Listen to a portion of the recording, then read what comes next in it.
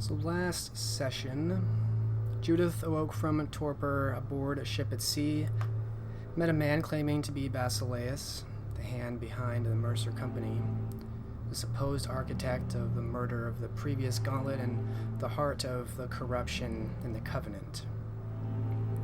Basileus informed Judith that because of her unique position amongst the various factions, she could serve his ends and thus allowed her to live, but demonstrated his leverage by detaining Kazim and setting fire to a Chamberlain ship full of Chamberlain men who had ceded control of the house to Judith and remained loyal, leaving the ownership of the House Chamberlain trading enterprise and Kazim's life contingent on her obedience. At some point before this occurred, Robert attempted again to negotiate with Ragna for peace, but met similar obstacles as Elined. And with little more success than she, Robert turned his attention to trekking north. Nicholas, during this time, alerted his traveling companion and now head of the Merchants of the Staple, Cornelius, to the Mercer's intent for him. The two returned to Octavia, gaining insight on how to break the cipher of this Mercer parcel, and through her tutelage, Nicholas did have an epiphany on the cipher, and almost after a full week, day and night of battling its magics, managed to rip the truth from the scroll before collapsing from fatigue. Lastly, Elined attempted to reach the anarchs once more, but found no Judith, although she did speak with the wanted anarch Robert before, and learned that he had taken her place as Judith was absent, missing. Elined did find evidence of a possible struggle north of town, and reported all of this to Mordecai and Prince Ambrose in London. Learned by that point that Ambrose had a change of heart, and now voted in favor of peace with the anarchs, prompting an emergency meeting with the Covenant to recall the decision. That brings us to tonight, and to Nicholas. And Nicholas, you awaken ravenously hungry, still in half delirium from your exhaustion, surrounded by your work and your notes, and the original cipher itself. You recall by tonight, it is about mid-July 1456, and you have not yet told Cornelius or Ambrose or anyone about what you found. And you are still under Elined's hospitality. You're staying at her manor, which is modestly and humbly decorated.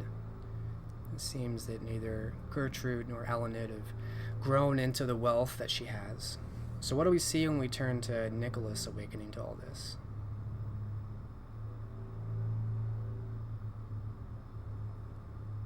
Nicholas, arising from his slumber, still looks exhausted, though energized by his success in translating the scroll. His first step upon rising from bed will be to find Cornelius, assuming that he too is awake. He already has it a buzz in his mind that they must make way to Ambrose at the earliest possibility. Alright, stepping out of your guest chambers, you almost run into a little woman and realize it's Gertrude. She's holding a bunch of sheets and is looking at you over them. Oh, apologize, my lord. I hadn't heard from you in many days and nights. Thought I'd check in. Is everything quite alright? No, he says, curtly. And where is your mistress? I believe she's at court. I expect that she'll be leaving soon. Court here in London? Yes. Thank you, dear woman. And he'll actually give her a kiss on the forehead with his ice-cold lips. She kind of looks bewildered, still holding this big tower of sheets and blankets.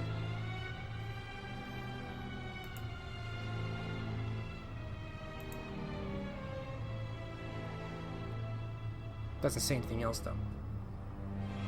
And then away to Cornelius. You pass by her, still stunned, and it's not very long before you see that Cornelius is stepping out of his chamber, straightening out a dark gray jacket, and he looks to you. Ah, so you finally emerged. I begun to wonder if you had evaporated in there. It was close. There is no time for conversation. We must await Ambrose's court. Have you had breakthrough then? I have deciphered the entire thing. Oh, good God, man, what does it say? Here. He'll hand him a translated copy. One that isn't crisscrossed with scribbles and erasures. He kind of wipes the hair from his brow to better view it, looking over the words.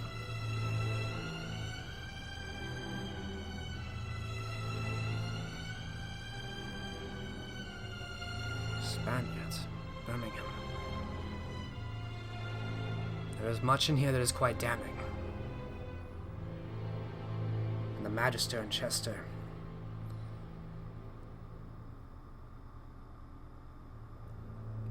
Godric. Do you know who that is?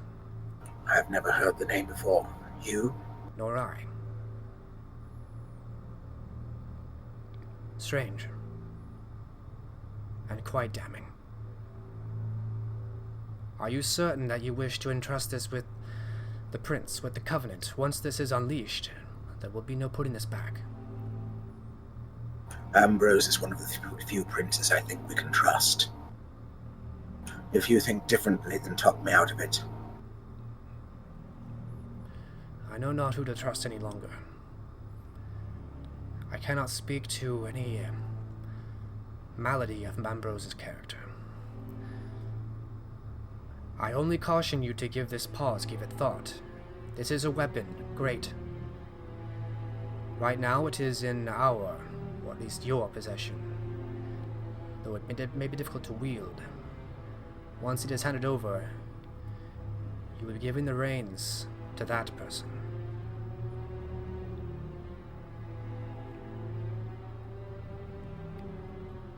He actually pauses, turning to look at Cornelius in the hallway. His eyebrows knitted slightly. To what end would we use this weapon? I know not. However, the words contained here could bring down many things. Leveraging it, who knows? It may be wisest to bring it to Ambrose, though I was long taught by my master Jean-Marc never to act on your first impulse. Not without great thought, and not with such treasures as these.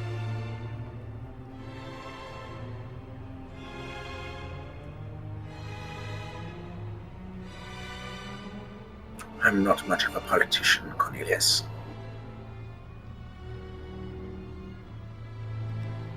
And it may wound you greater to try and wield it yourself. Ambrose may be the wisest choice then.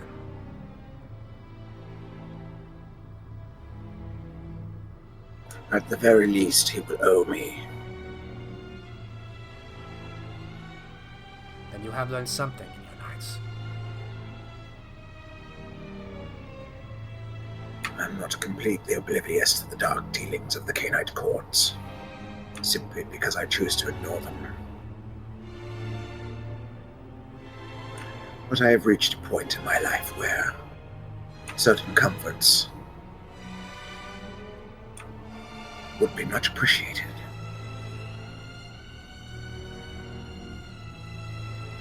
As you say, to court them.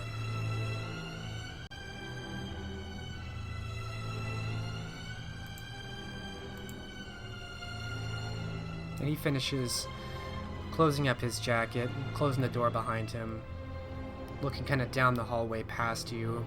Gertrude is now gone, and he starts moving to leave the manor.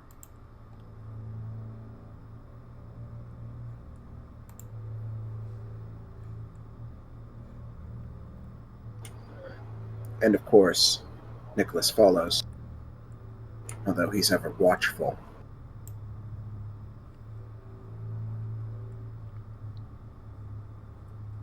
You depart down the foyer and out into the streets of London. And before long, you're making your way to Westminster Palace. And then deeper still to the Court of London.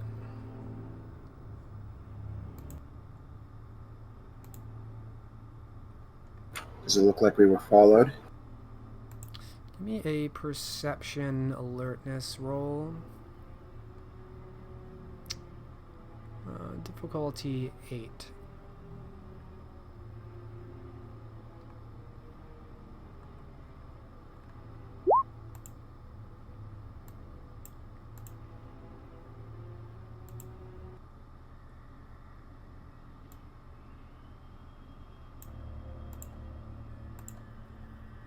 One success.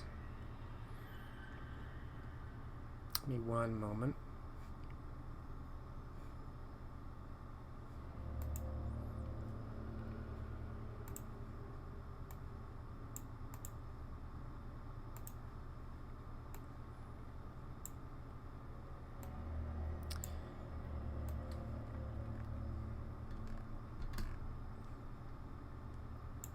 You do notice when you're turning down an alleyway in the direction of Westminster, there was a shadow which you did not previously note manifested maybe a couple blocks behind you.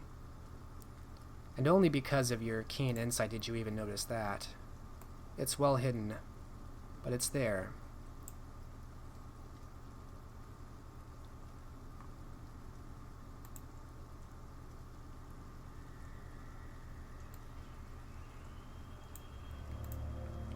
Nicholas will whisper low, trusting Cornelius's grasp of the gifts of his blood. We're being followed. By this point, Cornelius has drawn his hood up, and he stops as he's a few paces ahead of you, and turns. No, keep walking. Don't let them know you've seen them. He continues walking, after just a brief pause. We must go our separate ways. Take a circumvent route. Use your gift for speed.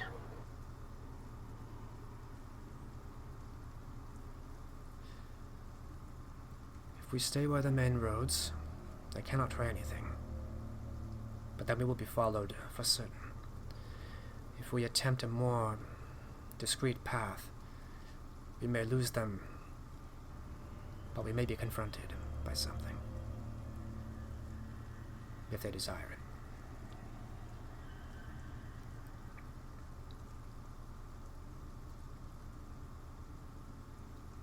it. Then decide.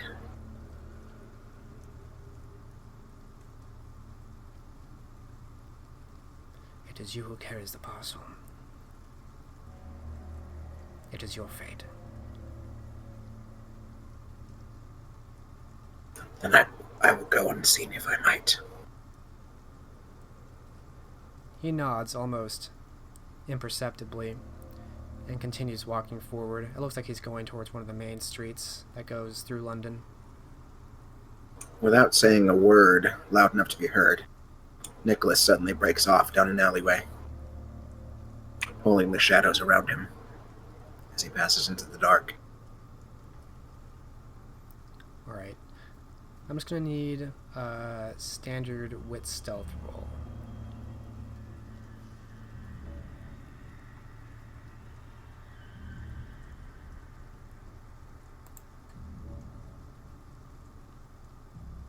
Four successes. Alright, you're very adept at finding a good point at which to turn abruptly, and you quickly notice the right shadows which will conceal a man's body, and in moments, anyone who would have turned a corner would not have seen anything. And then your gifts take over from there. There is a light, warm rain presently.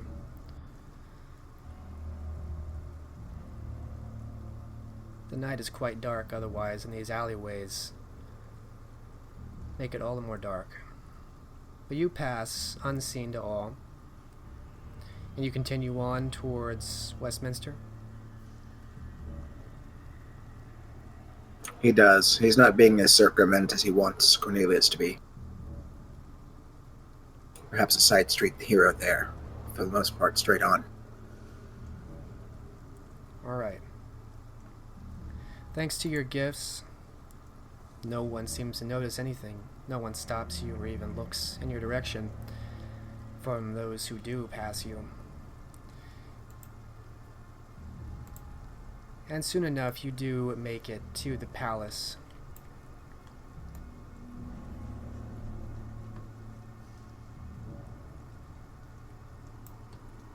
And you descend down to the Undercroft.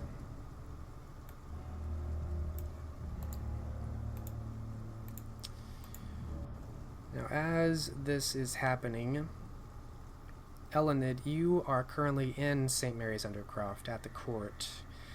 You had just met with Prince Ambrose and his retinue. Everyone's getting ready to travel to the council chambers, the Covenant. Ambrose has donned his riding cloak. He seems to have just been finishing giving Mordecai the last directives, as Mordecai will rule London in his brief absence. And it seems as though Ambrose is about to turn to you when the door opens abruptly, and you see a familiar face, Nicholas Ridley, entering.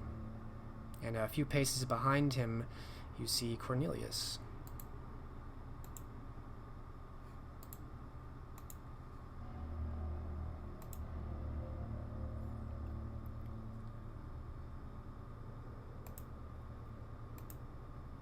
The prince is present then? Yes, he seems to just be turning as he was about to speak to Elined as you entered, and his eyes level on you. Nicholas's face looks deadly serious. Is the countenance of a storm crow, come to deliver ill news.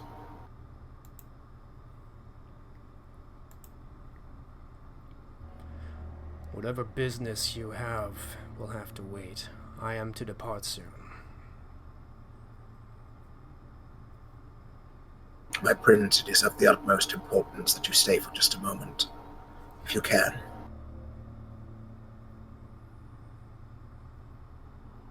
I assure you it will be worth your while. And you can see there are a number of knights in his retinue, kind of all around. And they all seem ready to ride as well, maybe 20 in number. And he gestures to them. Go, prepare the horses. I'll be with you soon enough.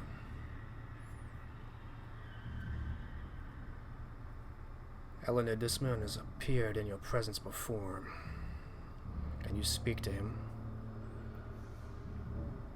That I can. Then make quick with your words, boy.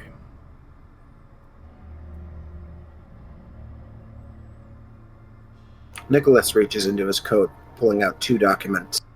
The original, and then one of the copies he made. I have in my possession secret correspondence of the Worshipful Company of Mercers. It was encoded by some spell. But through great personal risk, I have uncovered a dark secret. I thought fitting I'd bring it to you first.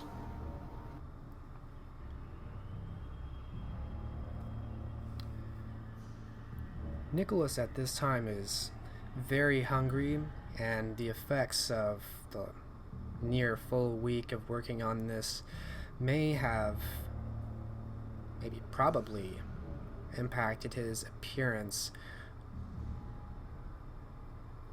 Give me an appearance etiquette roll. Difficulty 7.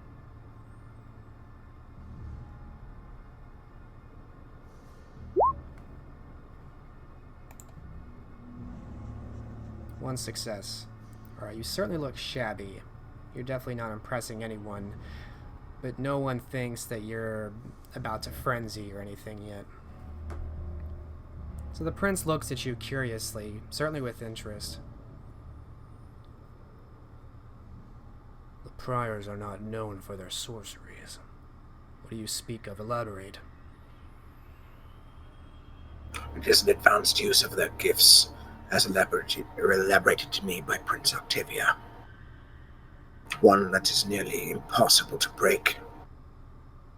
Without her insight and my own descent into utter madness, I would not have been able to do it myself. What you see before you is a man broken, but broken in the name of the Covenant. I come to you starving and shabby, in the hopes of belaying anything that might be coming next. He takes both parcels, reading over the one that's actually readable.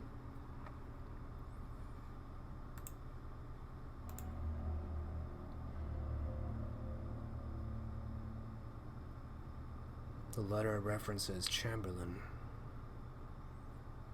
and a magister in Chester.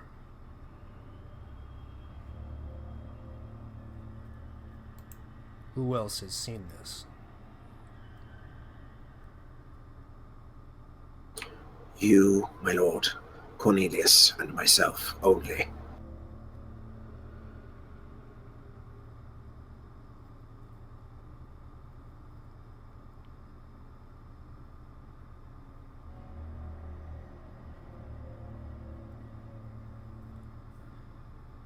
And it is as I feared. Barbaros is as compromised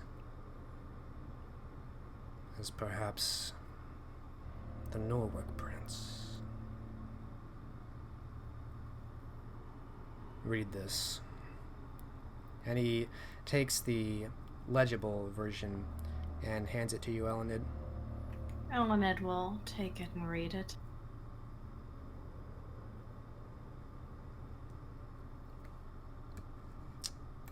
I will paste the same message I sent to Scott.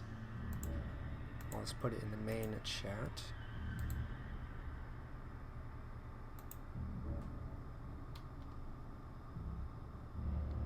Senewolf warned us of this magister some time ago, but there was no evidence to act on.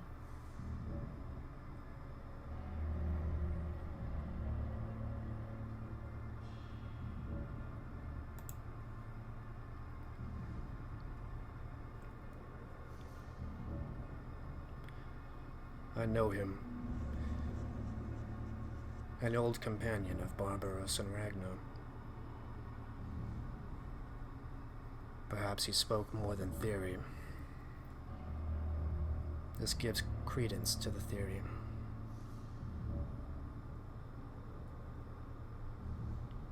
And the orders for the men to acquire Judith do match up with her disappearance.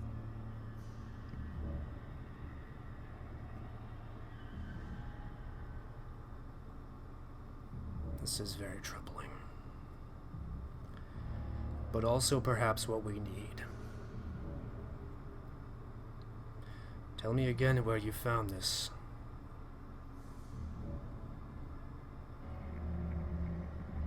In a Mercer Company chapter house. Under lock and key. No. In Norwick, my lord. In Norwick.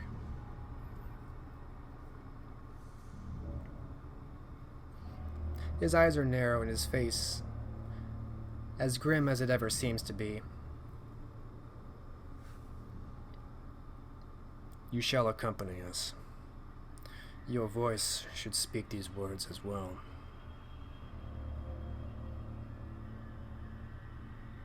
Of course.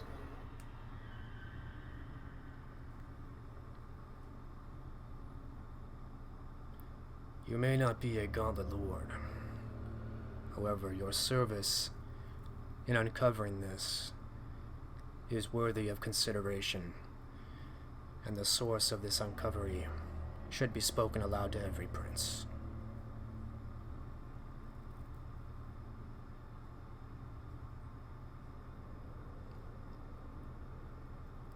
Nicholas bows his head. We are to ride at the hour. If you have any lingering business, see to it immediately. This was the only business that concerned me, although I am rather hungry.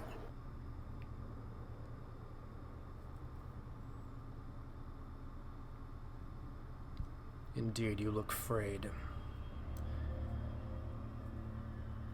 I will see to it one of my vessels comes down. I would have not you be so unhinged on the eve of our departure.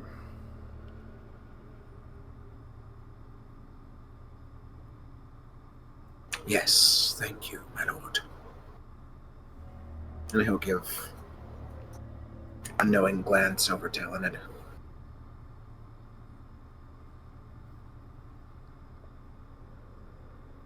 What's going through Elined's mind now that she's had a chance to read over this encrypted Mercer message from Norwick, no less?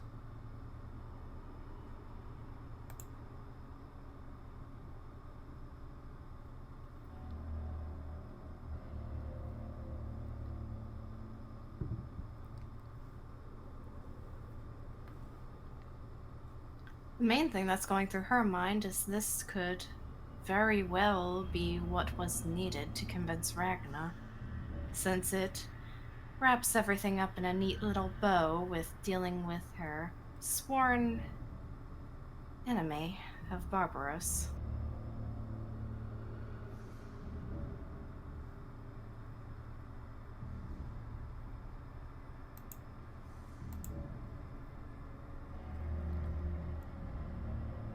Ambrose seems not to give either of you any more acknowledgement. He simply strides off in the direction that he sent his knights.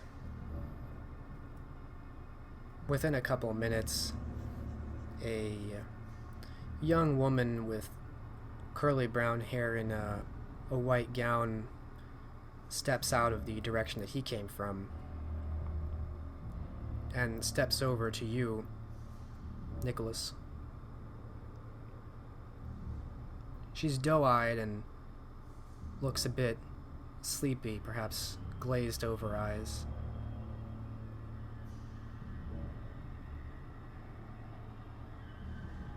Nicholas reaches up with his icy cold fingers and turns her head to the side, observing the pulsing of her blood through the veins and arteries of her neck.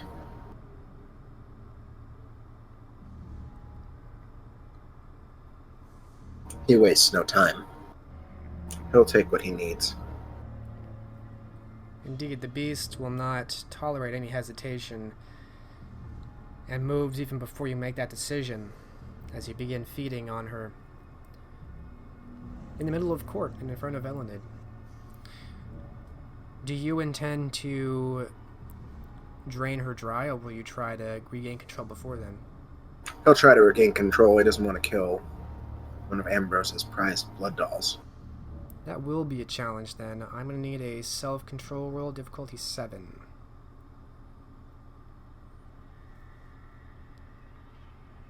Beast wants all of her. One success. You have control, at least for now. You take 3, and you're able to pause, at least for now. If you step away and leave, you think you might be able to hold it off. If you remain in her presence, you might have to keep fighting. He turns away, wiping the blood from his lips, and says almost angrily, "Get her out of my sight!"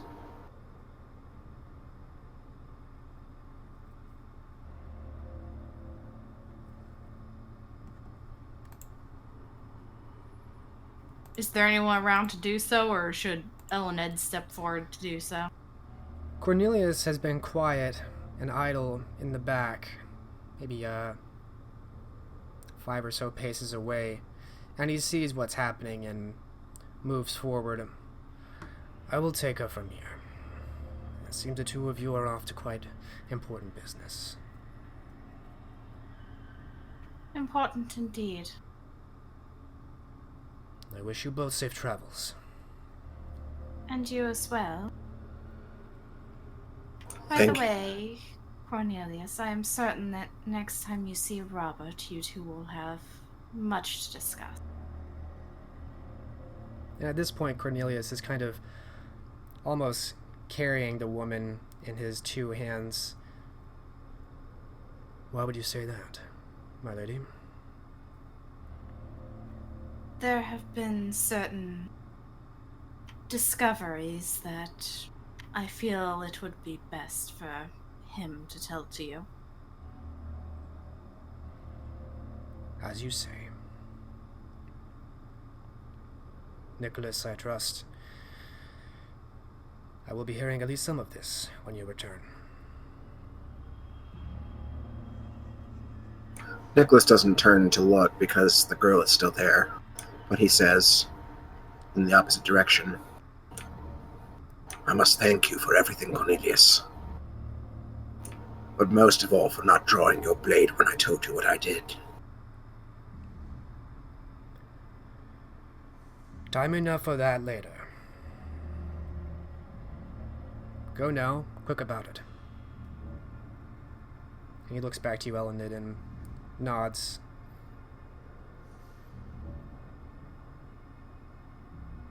And then he seems to depart further into the palace in the opposite direction of Nicholas and Ambrose and the rest.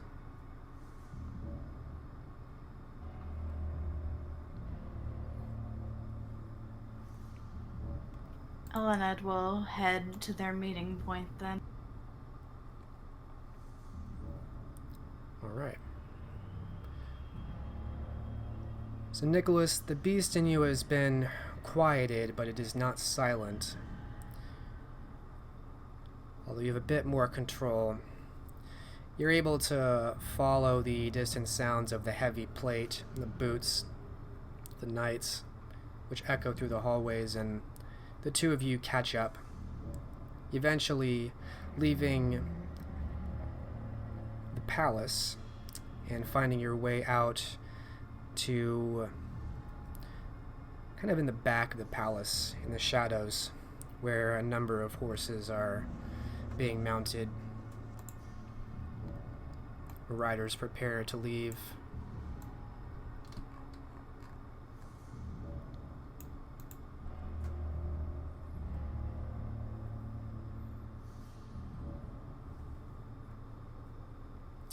Ambrose and his 20 men soon enough get the rest of their belongings together and begin to depart. And Elined, you don't have ride. How do you plan on getting there? I recall saying that she was arranging a carriage.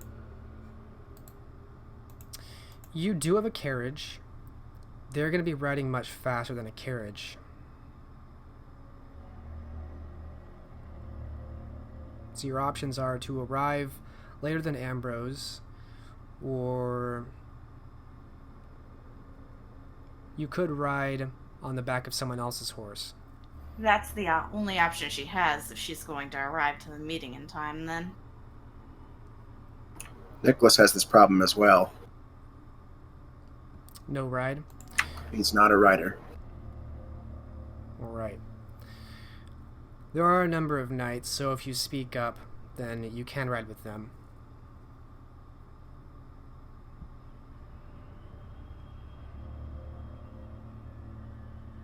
Then she will do so. And so will he. Belongings and supplies are moved around to allow the horses more endurance, the added weight. And it doesn't slow down the party as a whole very much.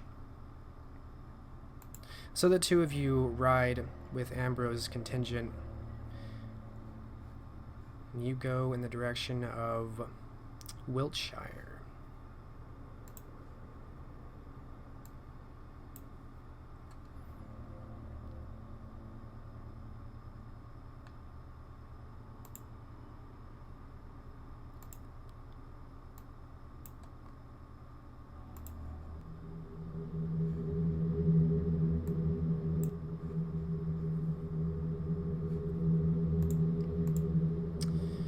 Riding back through this county, Elined, you have not been back here in almost 2 years.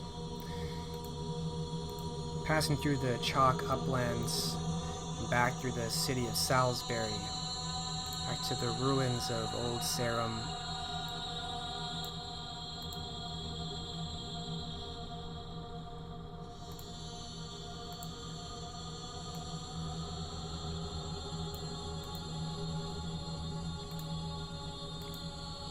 The Old Sarum ruin is a haunting collection of worn stone walls and arched cloister halls, incomplete towers that come from nothing and go nowhere.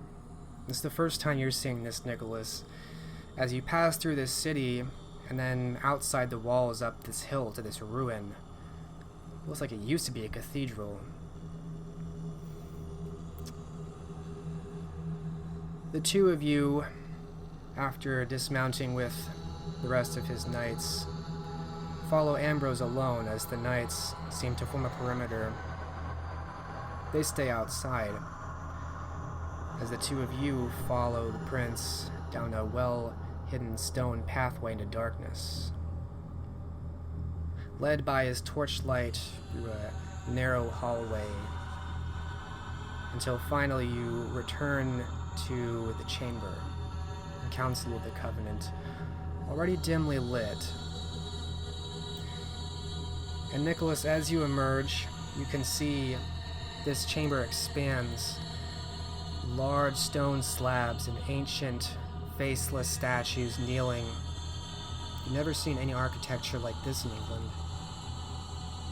There is a centerpiece brazier of circular stone which is alight. The air is thin and cold. And already present are several others. Elined, you recognize the princes Kincaid, Sebastian of Norwich, Eden Everly, and Octavia, who watches Nicholas very closely when he enters. Ragna is not yet present. What do we see when Elined and Nicholas arrive at Ambrose's side at this vaunted chamber?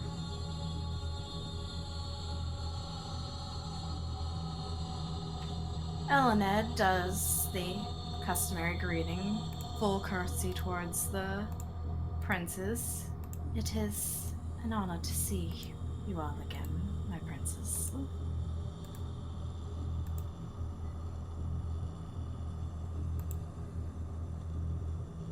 Nicholas, for his part, is quite impressed by the architecture, but even more impressed upon seeing the vaunted people who are within, many of them who he's never met. Although, of course, Octavia is here. And to her, he gives a slight nod. There's a lot more information passed with that nod, though. A confirmation of something they shared. He never thought he'd be able to come into a chamber like this where such important things are happening. So suitably cowed.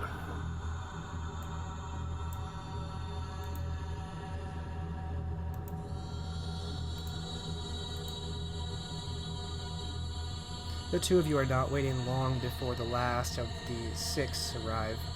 The sounds of slippers on stone echoes as from one of these other hallways leading to this central chamber, you can hear a woman's voice preceding her appearance. I trust this truly is an emergency, as we have rapidly gone from meeting once in a decade to once in a month. I do have other affairs to manage. You see Prince Ragna appear, stopping at her place in the semicircle, looking with some curiosity at the sight of Nicholas.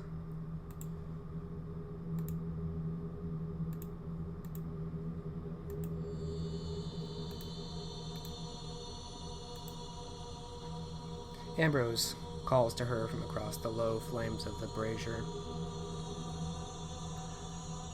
A new vote is called for armistice with the anarchs. I will admit my own haste and brashness into quickly dismissing the notion, as those of my line are known for. I cast now in favor of peace, and unless there are other motions that brings our majority to a decision, in the absence of Lord Barbaros.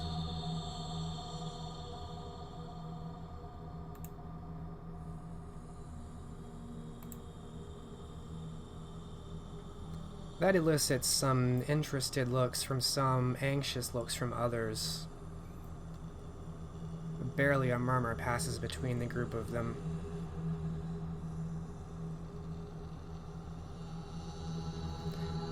The Nosferatu. You have not previously met Nicholas, but Elined you know is to be Prince Sebastian, steps forward and gestures over the brazier to Nicholas. And who is this? I think the timing of all of this very interesting, as we seem to have brought an unknown into this chamber at the time of this declaration. Who are you, boy?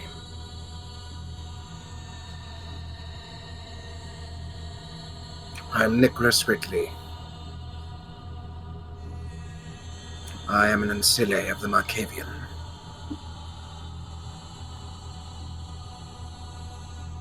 And a resident of Kincaid City.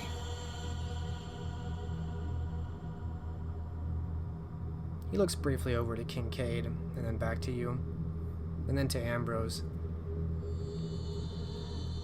I am most curious why he accompanies you, Lord Ambrose.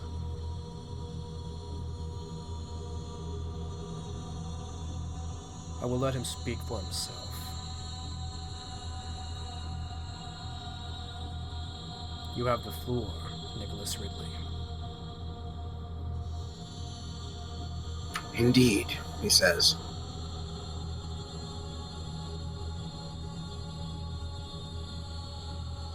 Lords and ladies, in whose company I feel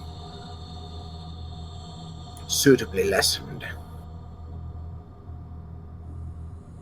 I have had in the past few weeks quite a journey, involving myself in the affairs of your gauntlet.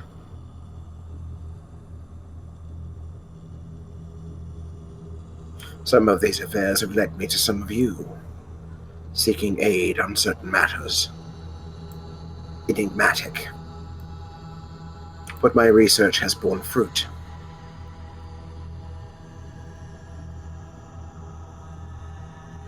And Ambrose did take the documents himself, right? He did take them, but it seems like as he kind of lets you speak, he hands the documents back to you.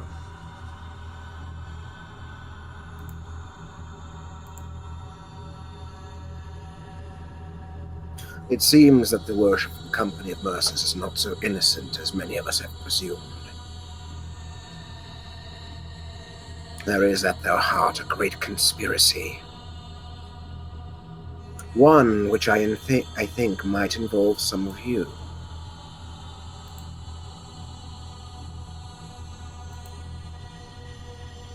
This document I freed from a chapter house in Norwich. It was encrypted through some devious means. Means capable to only the eldest of the priors.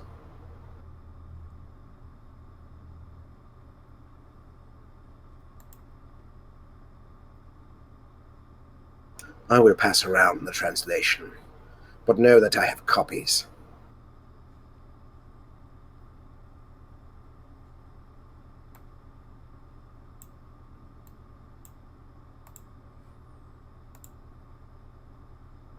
And although he seems confident on the outside, on the inside he's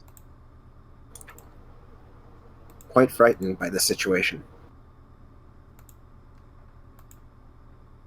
As he moves to pass the document to Ragna first.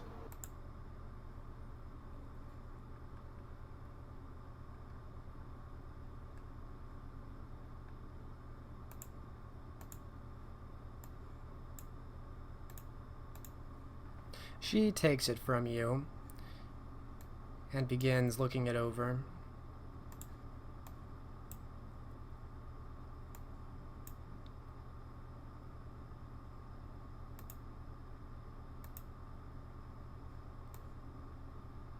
Sorry, give me one moment.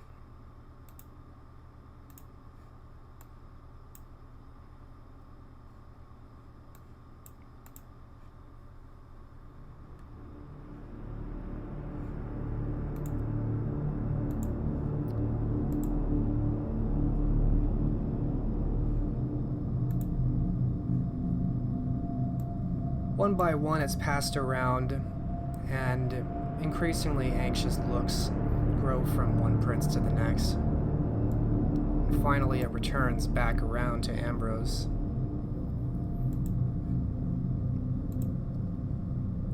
Sebastian again speaks up. Again, I think it very convenient that this present now, of all times, and that you make the claim that this cipher is only amongst those of the priors. This reeks of sorcery. I suspect perhaps usurpers instead. Were there not so usurpers in your lands, Lady Ragnar?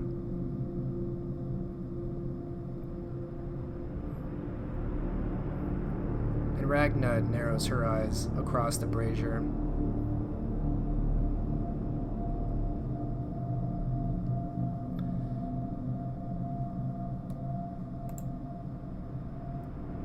The words contained in here are most concerning, Lord Sebastian. I think, perhaps, peace with the anarchs is not the most reprehensible motion, given that clearly the author of this letter has foul intent for most of us.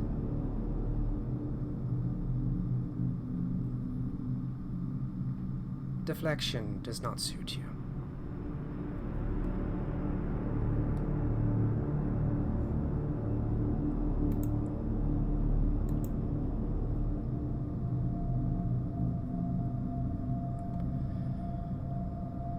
I am recommending 6 months of peace with the anarchs to be renegotiated, to allow what may occur during that time to occur. And Elined, as Field Marshal of Covenant forces and one of the only 2 remaining unsullied Gauntlet Lords, I would have you be arbiter for how this is to proceed.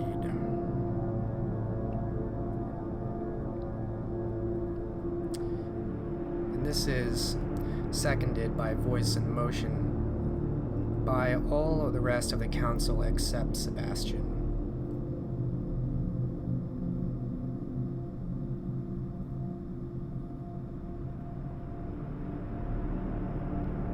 But now their attention seems to fall upon you.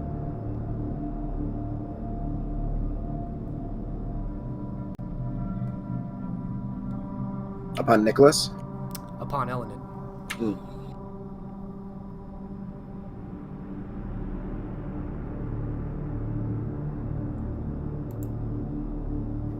To which I humbly accept.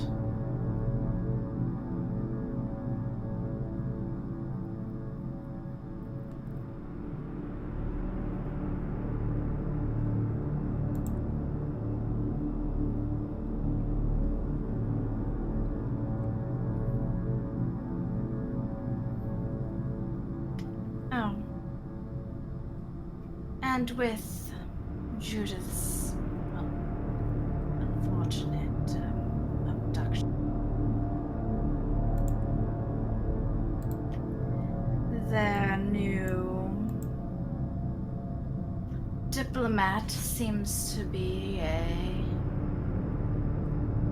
the same Dufour we were initially sent after.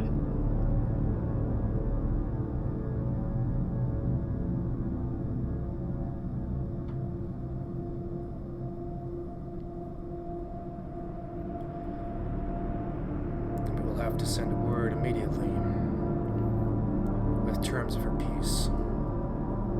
That was one of my meanings for coming here, to make haste there as soon as possible. You need not travel yourself. Surely a courier will suffice.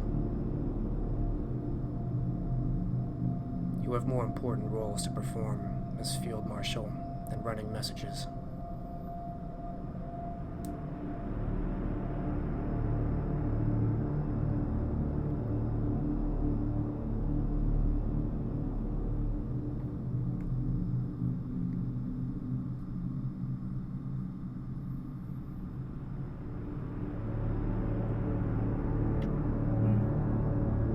Though with how watched that city is, it would have to be someone who is capable of disguising themselves. Or at least keeping a low profile.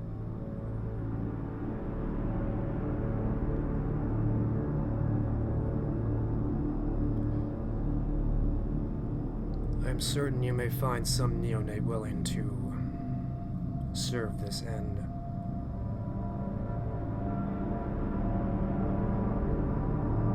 As to the contents of this letter, this seems to indicate the Magister in service in Chester.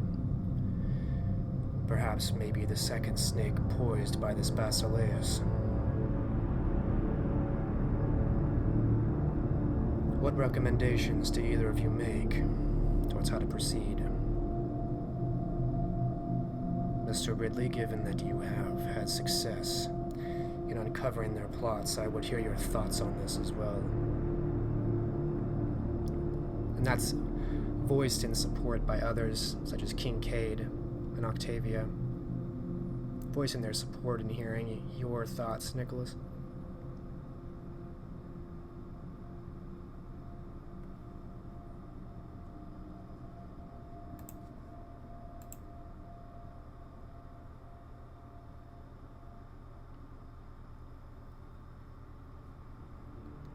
I suspect one thing, Nicholas says. None of your cities are safe. I was approached in London, as a matter of fact, by one of the agents of these Mercers, or at least I assume so. He wished to enlist my aid in ensuring that the war with the anarchs continued. And I'm sure I'm not the only young Cainite he approached.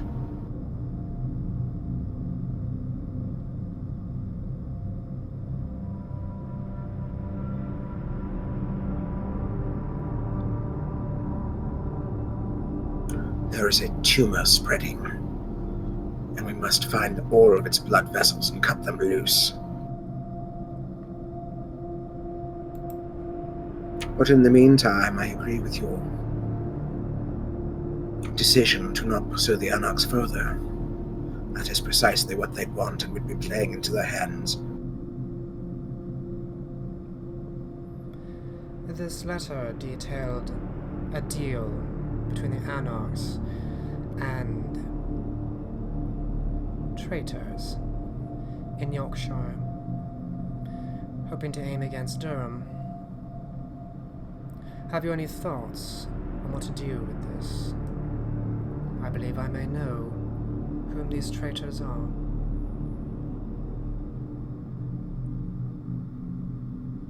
It is not my place to question your far greater wisdom on how to rule your own court.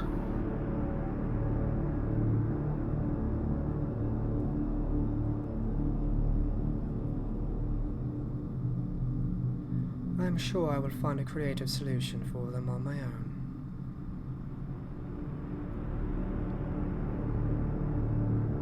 I'm honored that you even asked.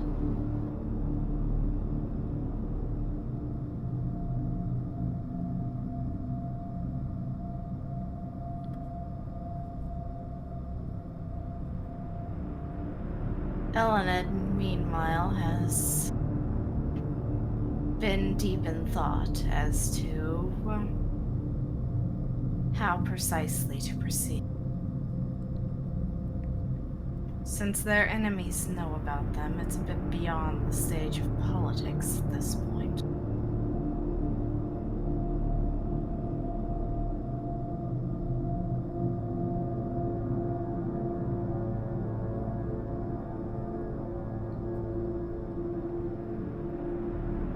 What is all going through Elined's mind for plans or ideas?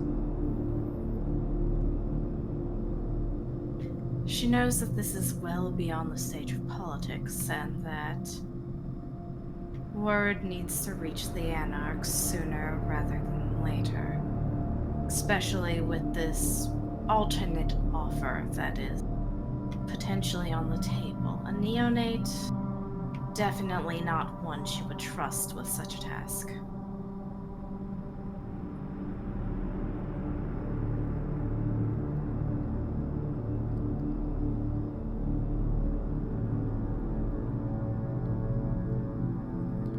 While you're thinking, Ambrose speaks up again, looking to Nicholas. Mr. Ridley, would you care to share with this council where you found this?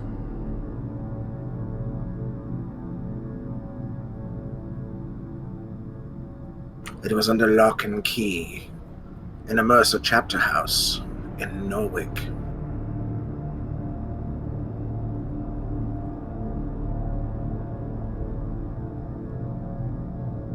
That brings more than a couple gazes looking back to Sebastian again, who has a very stiff, awkward pose.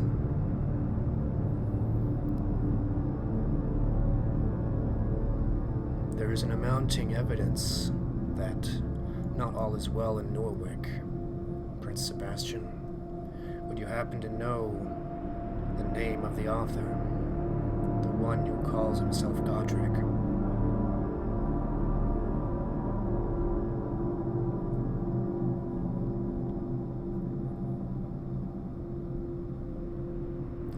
Sebastian looks at Ambrose dead in the eye, and so far as you can tell for a creature like him with the beak face and beady, almost bird-like eyes, he looks from Ambrose to the others. It's unclear what exactly his expression is, but it's certainly not pleasant. If you ask me, this all seems very partisan and pointed. I question if not there is a third snake to further add confusion.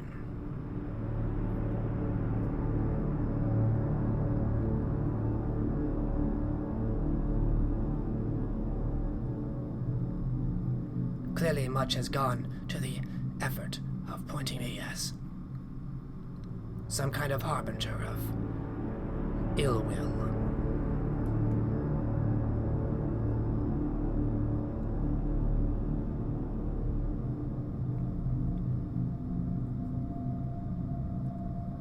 Kincaid finally breaks his peace and speaks. I do believe that the question was simply if you knew who Godric was.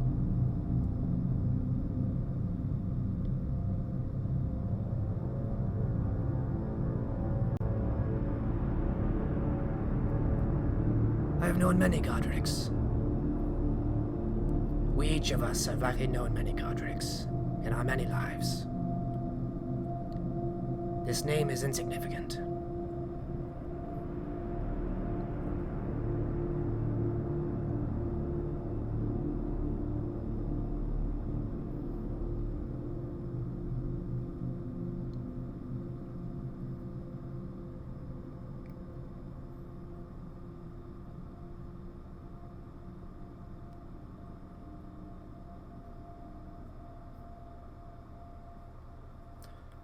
What does Nicholas make of this situation, or of Sebastian at this point?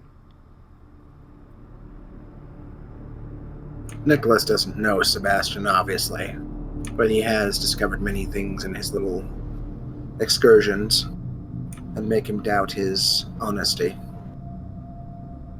But he's wise enough to let the princess handle this. He thinks that there's something brewing here that's more than just banter.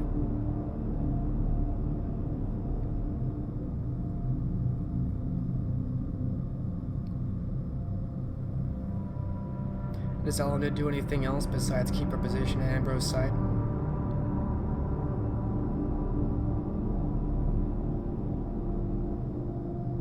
She's going to empathy check the heck out of that Nosferatu prince when it comes to that deflection of who Godric is. Sure. Perception, empathy. Standard roll.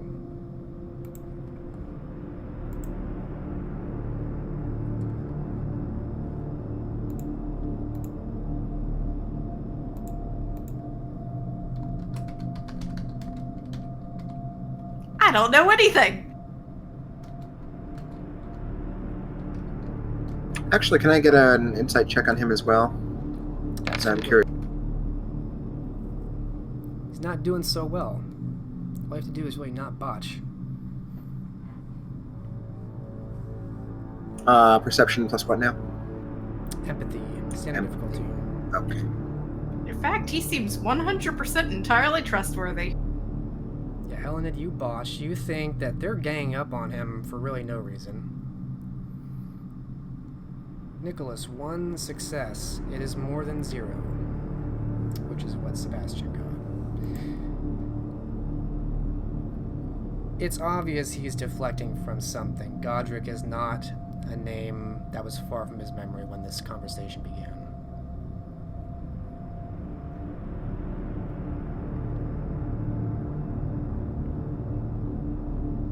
If I may, princes. They turn to look at you. I have experienced a flash of Malkavian insight. Godric is not a name that is unknown to Prince Sebastian, and in fact was very close to the surface when you asked him.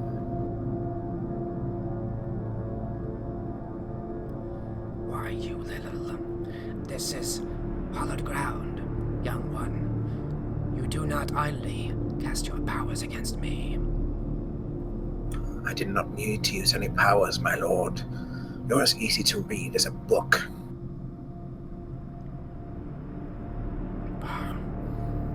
His beak-like mouth opens briefly. You can see him kind of hobble forward, or start to, before Octavia speaks up. It is clear there is more to this than is presented.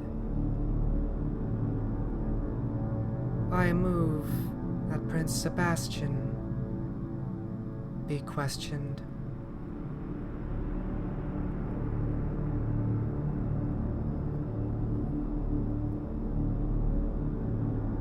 And all around the brazier, there is approval. This is outrageous. I'm a prince of a covenant. I will not be interrogated by anyone. I'm above this.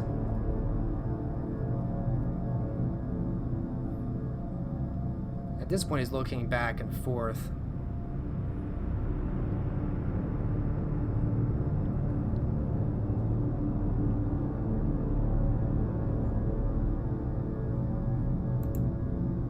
There is not a great deal of visible motion amongst these old creatures, but much passes between each of them by looks.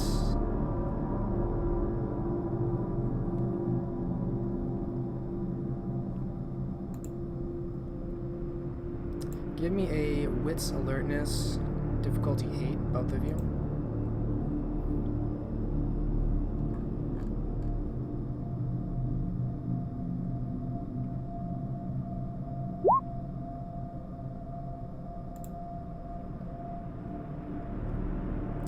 No successes from Nick.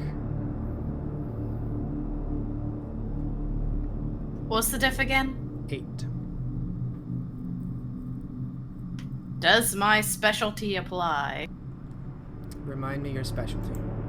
I have to scroll down to try to find it. There it is. Cool-headed.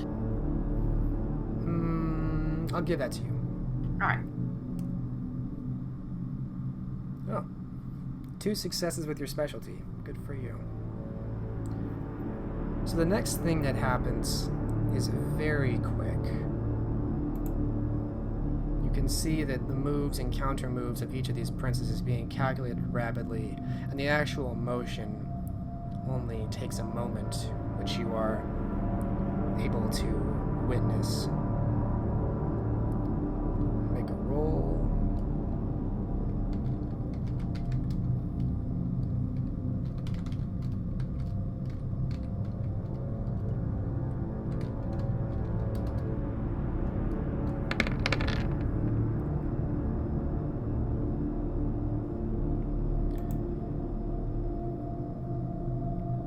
So in a blur of activity, Ambrose makes the faintest of motion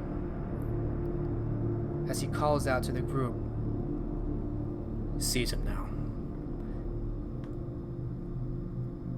Kincaid and Ambrose, as well as Ragna, move at inhuman speed in his direction, and just as they collapse on his position all around him, it's as though the air collapses in on him, and he's gone.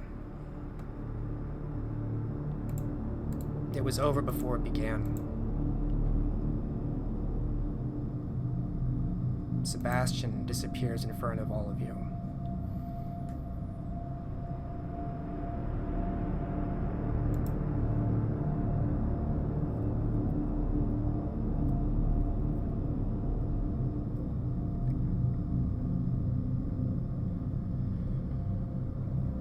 If we needed any more proof, I believe we have it.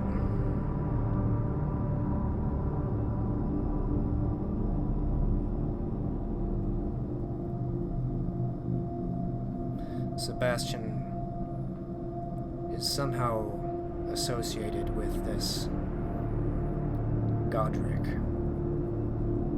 with the Mercer Company.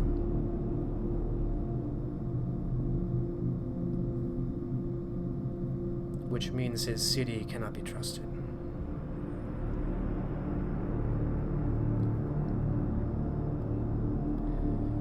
Peace with the anarchs is ever more important now.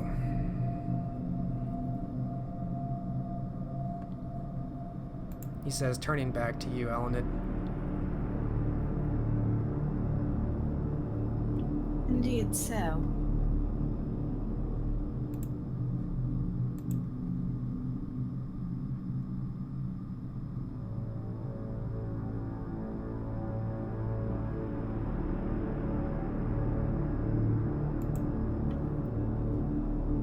They likely have some contingency plans set in place for if they are beset, but if it is not acted on sooner rather than later, it will give their forces more time to prepare.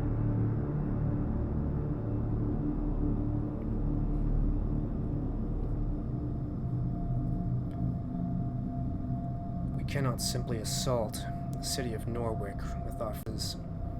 Would be too clear a breach of the silence to wield so many men so flagrantly. That I understand.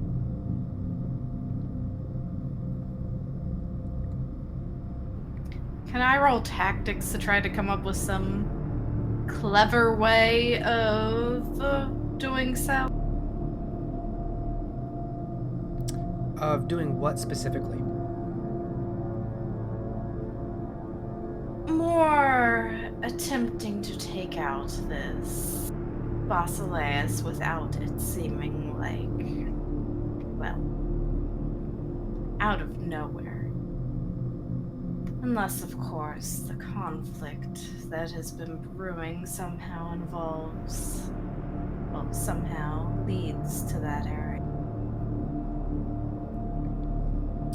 Yeah, give me an intelligence academics roll for your military theory, and it's kind of a mixture.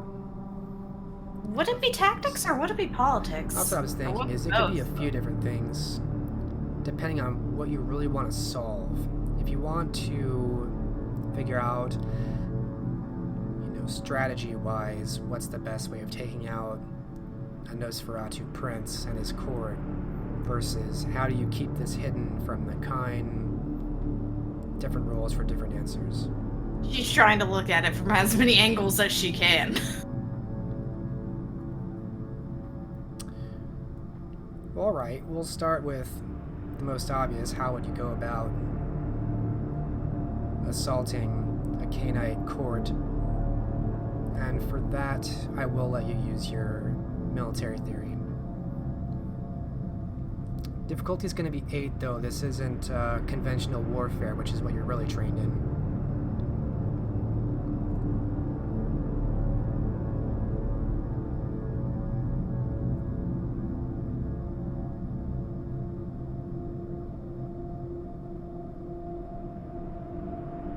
What is with my rolls tonight? No success, which is kind of thematically appropriate. This is not a scenario you've ever encountered before. Assaulting an entire city's worth of Cainites, especially one so difficult to pierce as one led by a Nosferatu, is a challenge that would stump many tacticians. There are no obvious answers here.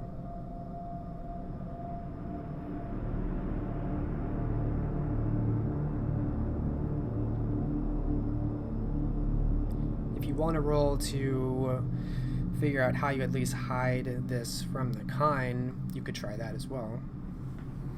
Yes.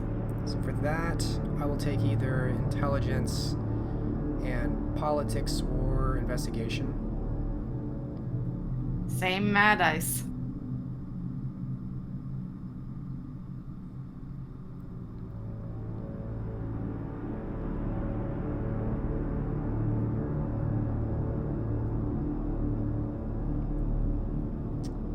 The difficulty is still going to be 8. These are not easy problems you're dealing with.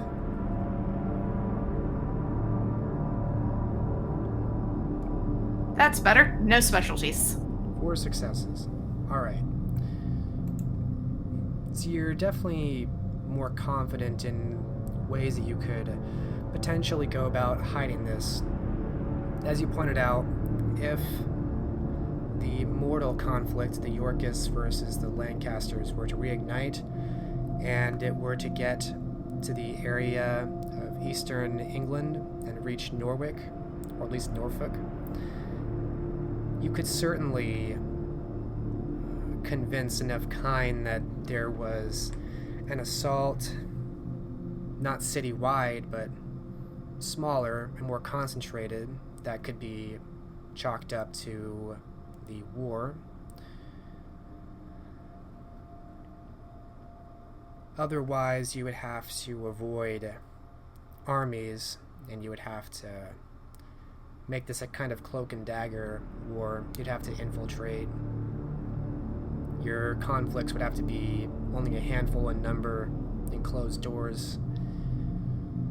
Anything fought in the streets would probably bring hunters. Well, we could do this openly, but it would require some maneuvering with the current tensions going on. Or it can be a infiltration style thing.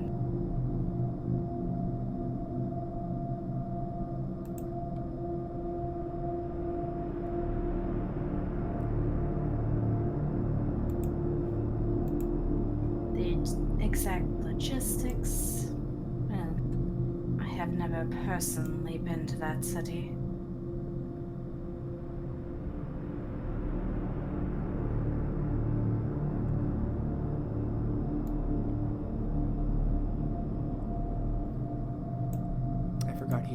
is present at this.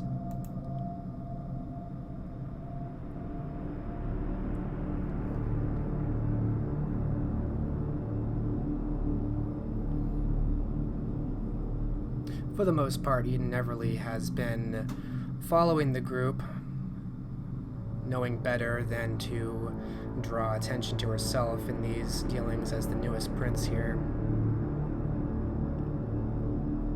For now, she follows opinion like a fashion. I personally see our best option to maneuver the tensions that are already present. People could easily write that off as just a continuation of the war.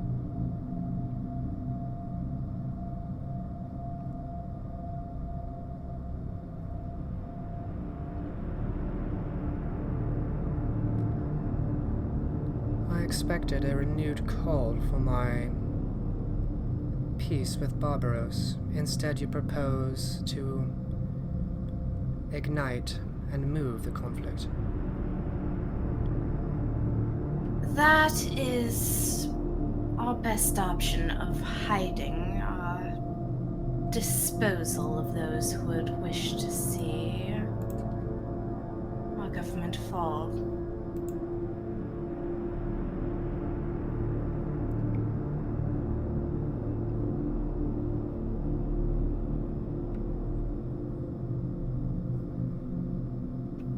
And Robert has attempted peace talks with Barbaros. It, as I suspected, has not gone very well.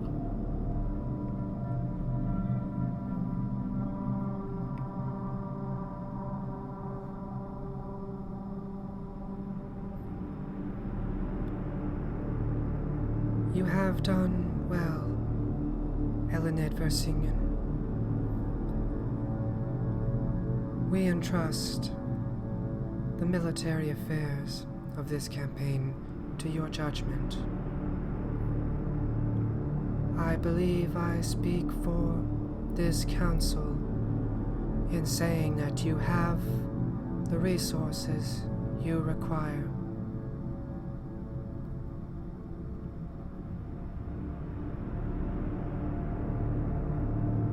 Ambrose nods approvingly.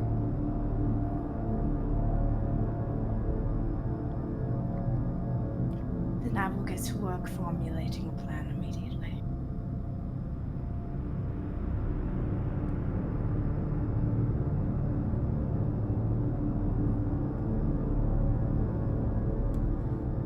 Kincaid smiles, a strange smile which only reaches half his face, but he nods to you approvingly.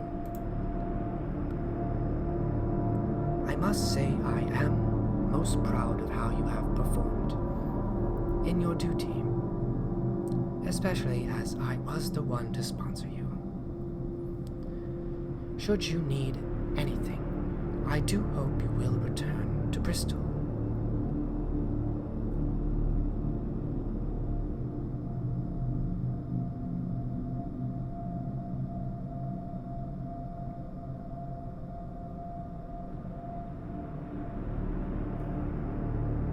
I am humbled by these words, and I will only keep that in mind.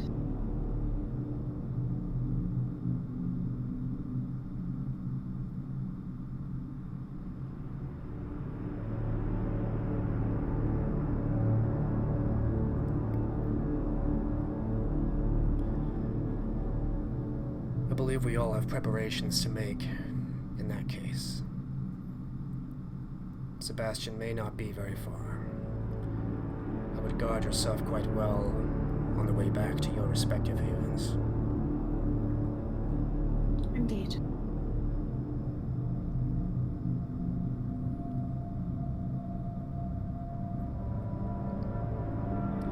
The rest of the princes seem to nod in agreement and slowly start to disperse down their respective hallways, leaving the chamber. Ambrose looks to the two of you. We should be leaving.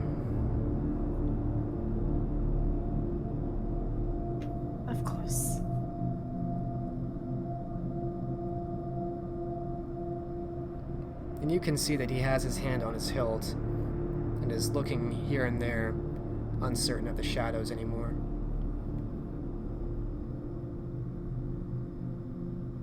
But he takes the torch that he placed on the holder by the wall and continues back the way you all came. Back to the knights outside.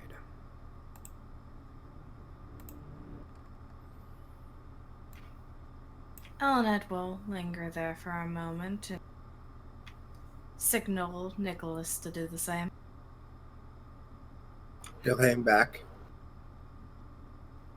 Would you like to deliver the message to the anarch? Thus far, you have proven yourself trustworthy. The anarchs won't know my face. No, they will not. But I have quite a bit of planning to do. And there are people watching that area. I do not possess the skills to get in there and, well, entirely unnoticed.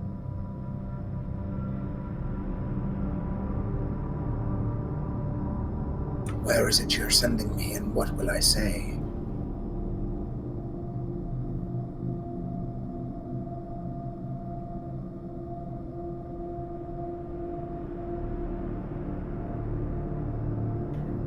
That peace has been agreed upon for the duration of 6 months, and at that point it will be renegotiated.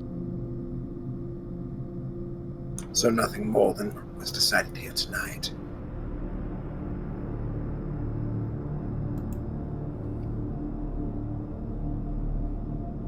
And will I find the anarchs in that rundown keep we last left them?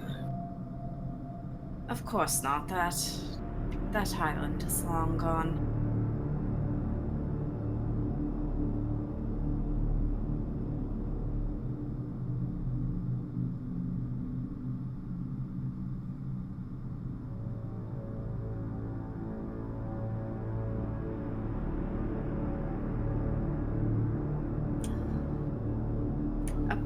She will inform him as to where to meet them, because I forgot the name of the city.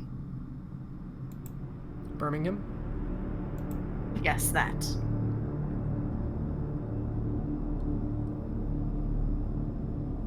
They're meeting in Birmingham.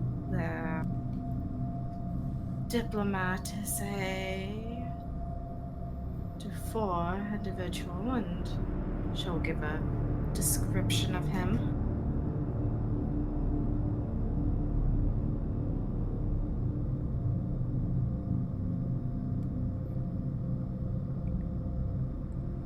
If you wish to entrust me with this task, then I will see it done.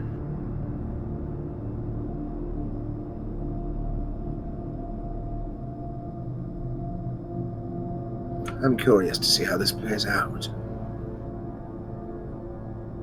I am as well.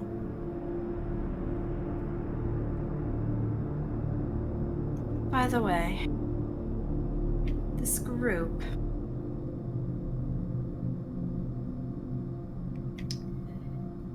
they also had the unfortunate business, well, not the anarchs group, the group in Norwich that had the unfortunate business of having an underling help smuggle in some individual. Those individuals led to the demise of, well, you already know which prince fell.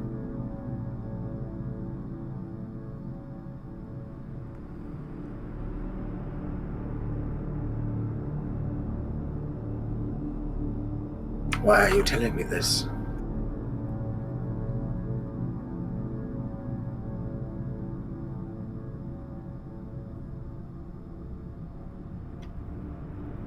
Your questions, you are interested in psychology, are you not?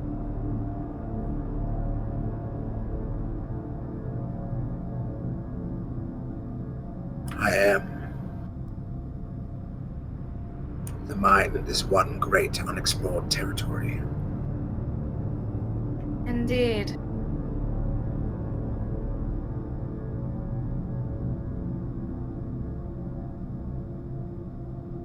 We as K-Knights can read thoughts, pluck out the secrets that others tend to keep. Yet it is not for us to listen. Go ahead.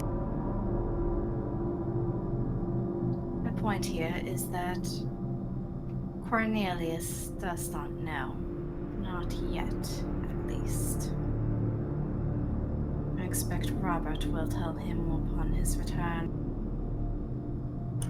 I will leave that for Robert to tell him. Cornelius and I have a difficult relationship. For reasons I won't explain right now, we should be on our way. Indeed. I tell you because I figured with your interest in psychology, you might have a interest in watching to monitor. I'll have to make certain I'm in the room, whether they know it or not.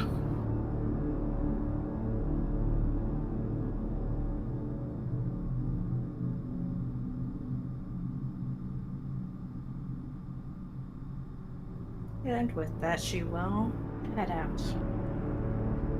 And Nicholas will follow.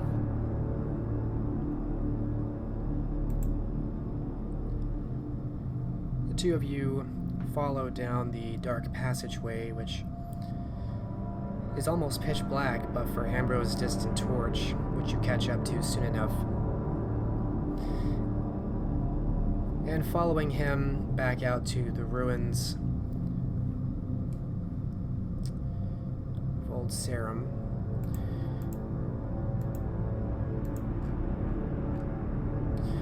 You rejoin the knights and begin riding back to London, unless Nicholas means to try and find some way to go straight up to Birmingham. No, he can do it by way of London. All right. He'll need to arrange for transportation. Just look at something.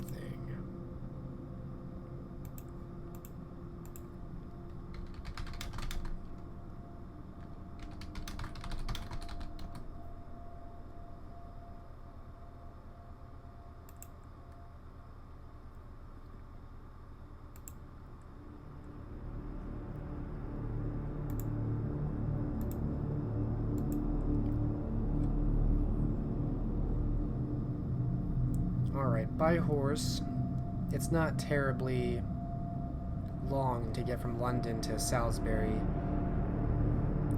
Maybe a few days. It's much faster than carriage. And these knights ride pretty hard.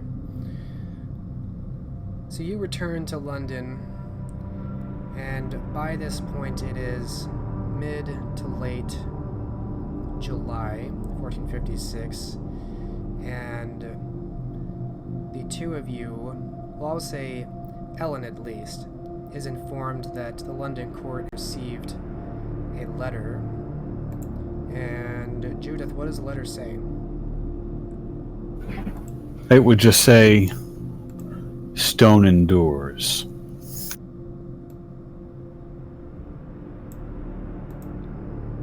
Is that given to the court or Elined specifically? One would have gone to Elined's manor, and then the other to Malachi. Okay.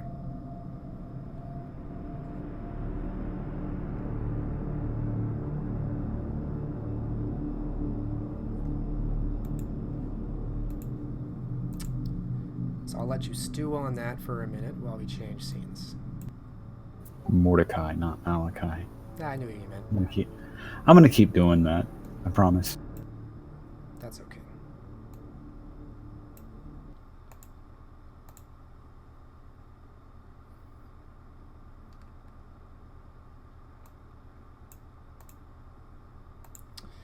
Meanwhile,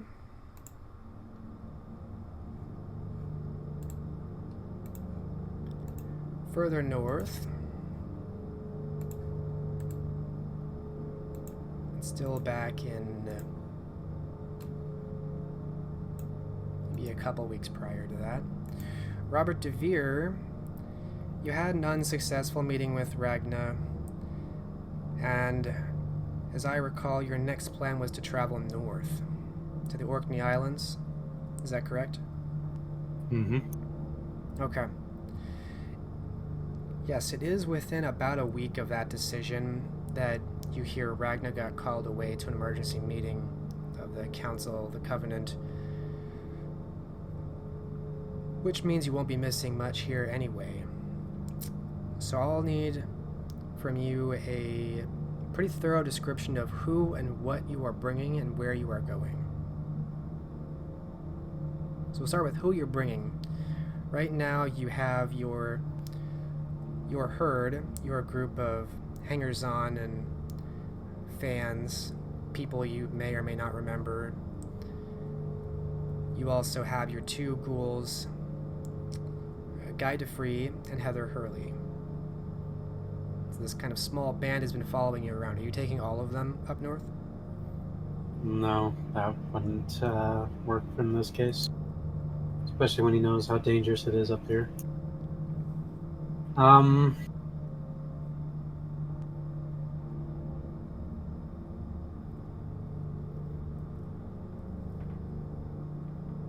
Who indeed? Well, if he's going to take anyone, the first have to figure out how he's going to get up there. I'm assuming ship is the most viable option. It's certainly the fastest. There are pros and cons to horse, carriage, sailing. All depends on what your priorities are.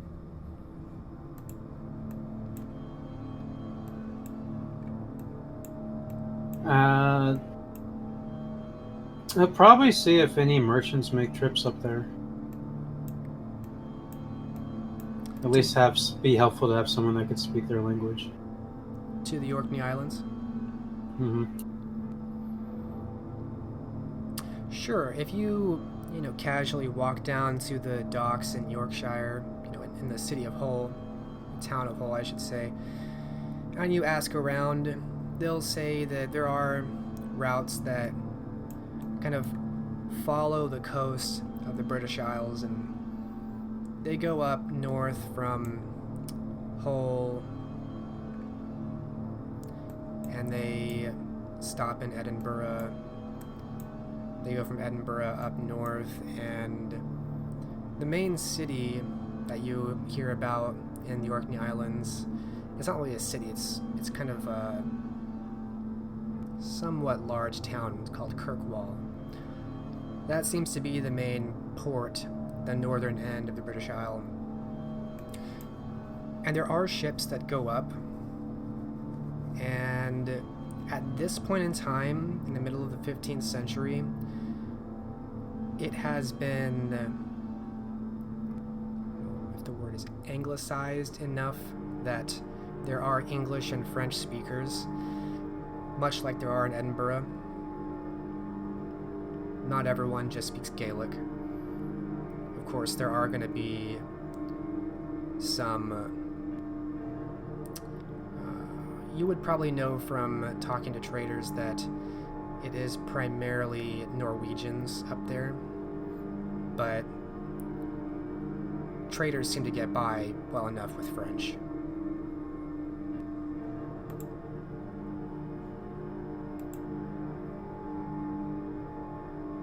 Seem to get by decently well with French, huh? That's interesting. Now, if you go farther out from Kirkwall into the more rural areas, farther from the populated, quote-unquote populated central area of Kirkwall, then you might be facing more of the more older customs.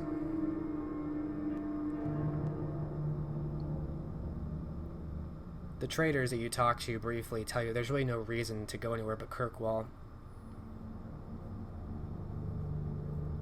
You wouldn't know what they're saying anyway. Uh-huh.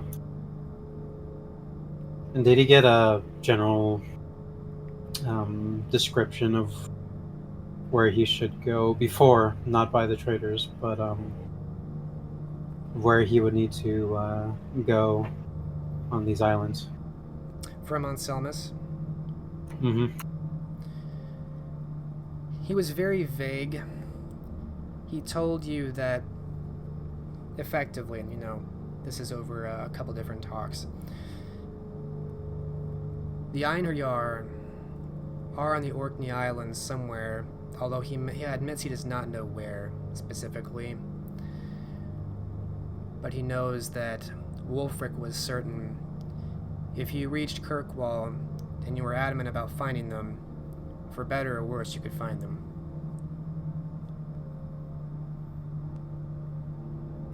So he just needs a secure passage up there. Okay.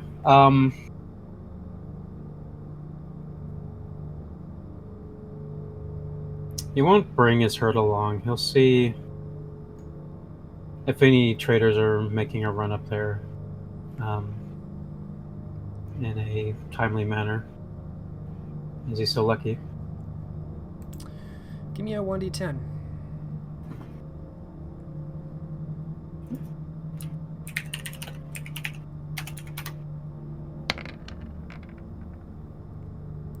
Yeah, in about 5 days, one of these traders is going to be departing up north. They're going to make a stop in Edinburgh. They'll be stopping there for a few days and nights, and then they'll be heading up north to Kirkwall. So, while the sailing itself does not take very long, it's more of like the layover and the delays. So probably you would arrive in Kirkwall in about a fortnight if you were to join with this trader. And he doesn't require much coin, but his cog does not have much space, so you'd be in pretty cramped quarters.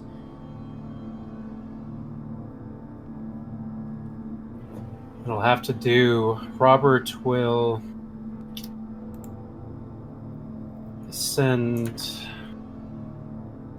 Yeah, it won't do to bring the whole herd. Or in fact, I don't think he'll want to risk any. So he'll send Guy and Heather to lead the others to London where they'll be safe. Maybe with a message that he failed to talk Ragnar into anything. To Elined, and he'll be busy. Alright. You leave it pretty vague. Robert will be Yeah. busy. Yeah, I'll leave it vague. Alright. Guy DeFree is certainly anxious about you going that far north on your own. He's heard stories of people ranging up that way in the Orkney Islands that while Kirkwall might be fine, it's kind of like outside of the town, going much farther, law doesn't reach very far. The pagan customs there are supposed to be quite old and unforgiving.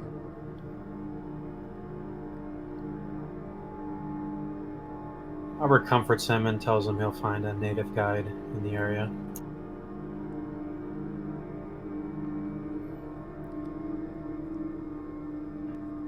Guy still seems anxious, but your words of reassurance seem to be enough for him. And he does seem to be quite close with Heather these nights. You notice they spend a lot of time together, and perhaps he has some hesitation about her going that far north, so bringing her back south to the safety of London definitely helps. And so he agrees to lead your entourage back to London. And do you send him basically in the direction of Elined's manor as well? Yeah. Okay. Then they will depart. And you accept the sailor's offer to get up to Kirkwall in about a fortnight? Yep, he'll take that offer.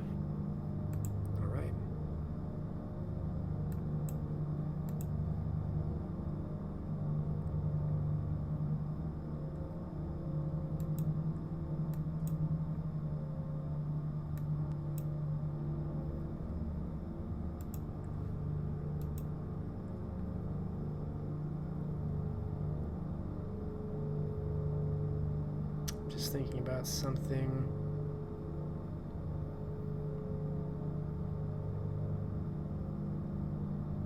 Roll me 2 more d10s.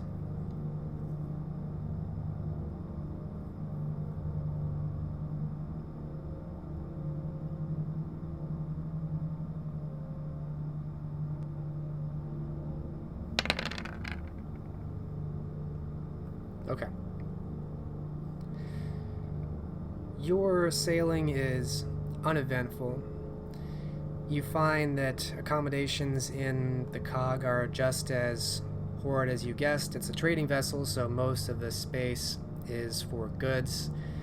It's packed almost to the brim with barrels and crates of various substances. Nothing of great worth or value. In fact, one of the barrels you get stuck by is full of fish. And so you're kind of crammed into this corner between barrels of fish. The trader doesn't ask many questions about why you don't come out during the day. He takes a few meager coins, and basically he's going up that way anyway. It's extra coin for him if he has one more body on there. So by the end of all this, you make port in Edinburgh. You stay there for a few days and nights. Does Robert leave at all? Does he do anything while they're at port in Edinburgh?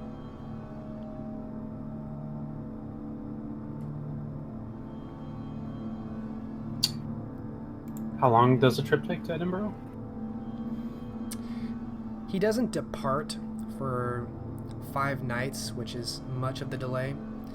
And then after leaving Hull, going up to Edinburgh is maybe a couple days. I'll probably just stay on top of his blood, so he's not hungry on the trip. That's wise, as there's not much vitae at sea, and this crew isn't very large either.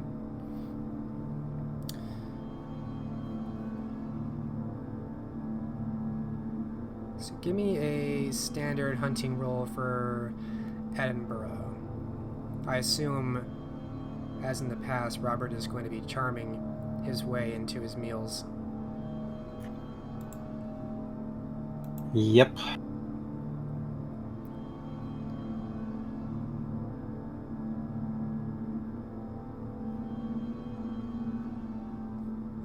And since you're not going to be there very long, I'm not too worried about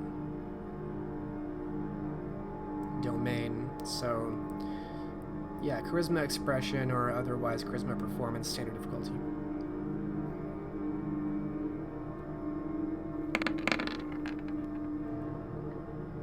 Oh yeah, 5 successes. It's easy enough to stay on top of your hunger, which is very important for trips this long. You don't even notice, or perhaps no one notices you while you're in Edinburgh, any other canine activity. Or perhaps you're just not there long enough to notice it before you're back on the ship and sailing again.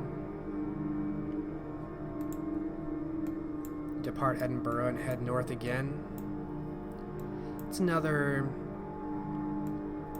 4 or 5 nights of slow sailing, making a couple of stops here and there just for some of the rougher waters or for the breaks. But finally you arrive in the town of Kirkwall, the mainland of the Orkney Islands. Give me one moment.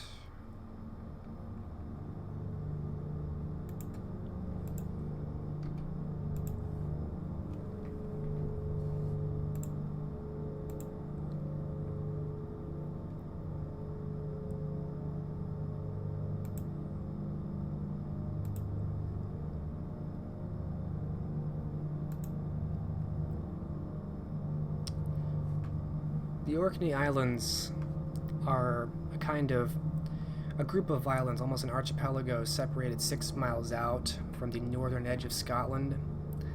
They're mostly low-lying islands, occasionally spotted with what you see are sharp sandstone hills rising up some of the rugged stone cliffs on the edge of the coasts. There's a complete absence of trees here, which is notable because the tides are swift. There are many tide pools and the wind is very strong across all the islands. One of the traders that you're with kind of mentions vaguely that it was long ago settled by Vikings from Norway. It's a harsh land with small populations here and there, eking out existences as farmers or fishermen. The hub town of Kirkwall is the only real concentration of any activity. There's about 1,000 people there. And when you arrive and when you make port, you see that Kirkwall is a small settlement, wooden palisade walls.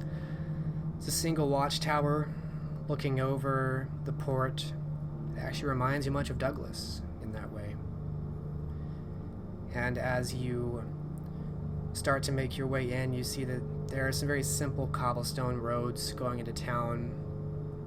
You enter and see that there are stables, maybe a dozen horses inside. The only real prominent building in town is a pretty impressive cathedral, the St. Magnus Cathedral, which dominates the cityscape of the town.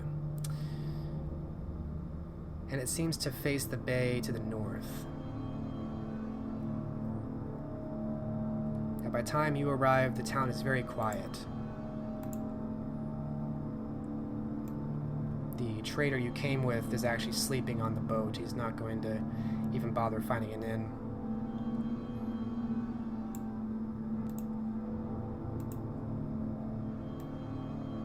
Robert will take this opportunity to find such an inn. Alright, give me one moment.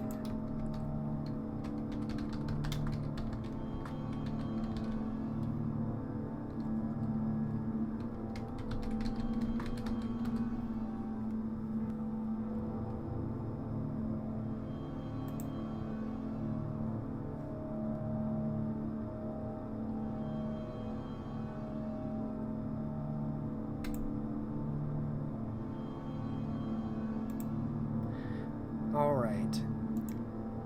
You find an inn called The Shore. There's a little picture of an overflowing mug over some simply drawn waves. Has to be the image so people can find where to go for alcohol. Stepping inside, it's a very quiet inn, not like any other towns where you go and there's some activity. There's only a few people inside. There's lights. There's a kind of pub. There's a tavern keeper who's kind of wiping down tables. They do not look like they need wiping down. Maybe he's bored, doesn't have enough to do. He certainly perks up when you enter. And he speaks in French as he looks to you. Evening, sir. Good evening. Care for a drink?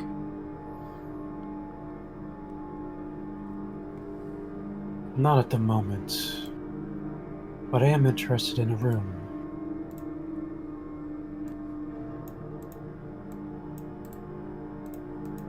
I have those.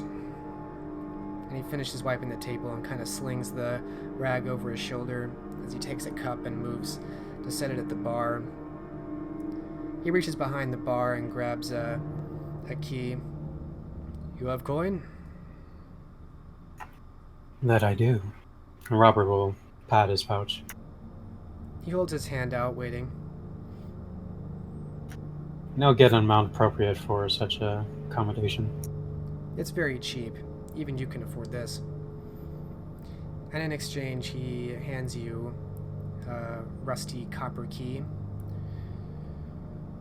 First floor on the left. How are things in town? But, quiet. It is late. Not many people about at this hour. Are You a sailor, trader? Explorer. Huh. I think you are late to that by a few hundred years. Longer, For likely. my own benefit. Just a traveler. Not Do you much know to of anyone who explore. goes further out? But Not much to explore here. Come to the wrong place. I am interested in the customs of those outside of Kirkwall.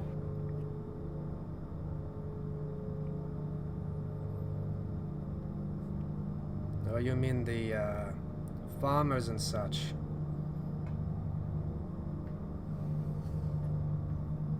Yes. Growing things in such a barren land must be challenging. Oh, we on the mainland have some good arable land. People bring livestock, grow crops. It is not so bad. The outer islands, they fish, I suppose. I would not want to live out there. Is it that much more harsh? Most of them are too poor to afford real homes. There are no trees here. To have real homes, you must have money.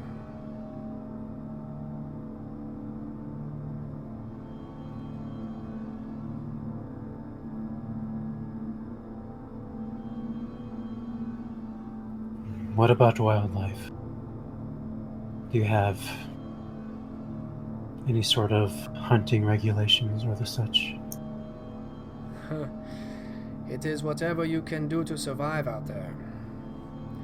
You won't see any Scottish lord or anything coming this far north to protect any game. This is not a royal forest or anything like that. But there is game. There is fishing.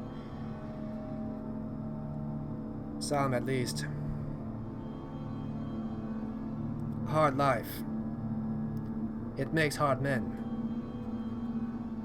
He's kind of returned to cleaning cups and talking. And what dangers would you have for such a traveler as I?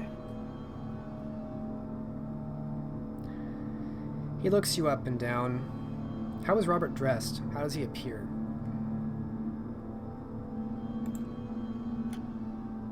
He's looking wealthy, but he smells of fish.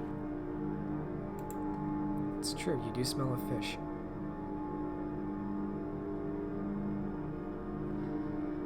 You're a bit of an odd one, traveler.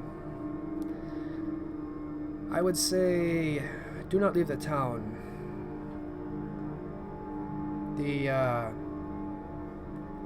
Those who do make a living out on the coast and the smaller islands, not all of them care enough to learn French, as many of us do. And your appearance and smell may be confusing to them. Perhaps I could remedy that. Do you have any clothing for sale? Well, I have a bunch of clothes that would not fit you very well, but if you are as rich as you appear, perhaps I can find something.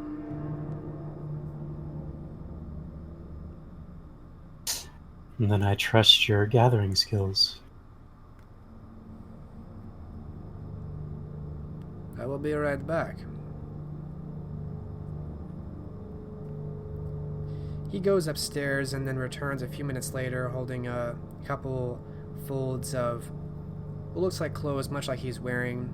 Very simple, rough spun linen tunic, kind of baggy looking breeches, some old boots. It's definitely much more common than what you look like. If you were to wear this and smell like fish, you would easily pass for a fisherman. Robert will appraise them and pay for this new outfit. Do you know of anyone that travels frequently outside of the city? That could perhaps translate for me. I'm sure you could find a number of vagabonds who speak both French and some of the languages here. The Danish languages, the Norwegian, other dialects, Gaelic.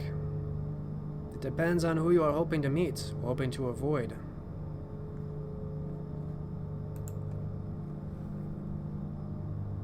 You do not speak any of the Norse languages, do you?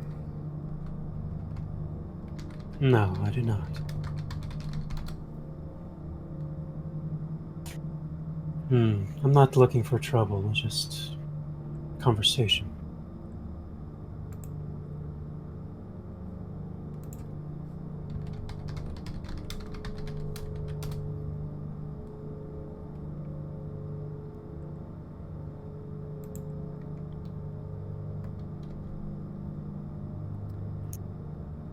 Any well-known vagabonds you'd recommend?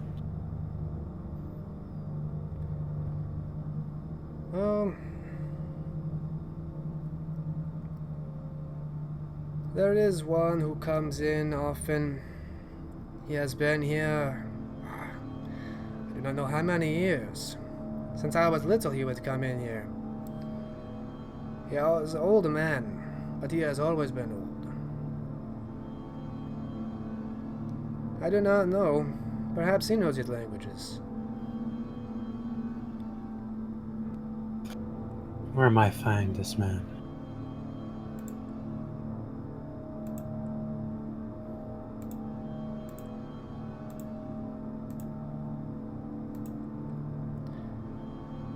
There is an old grain earth house from very long ago here in Kirkwall. It is something like a hole dug into the ground. He uses his hands like gesture. I think he often goes out to take a shit.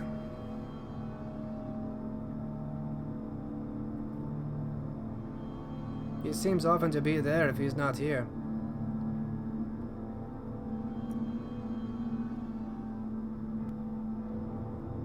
He just hangs around where he shits, is it? Oh, it seems like he's loitering. I assume he's shitting. Fair enough.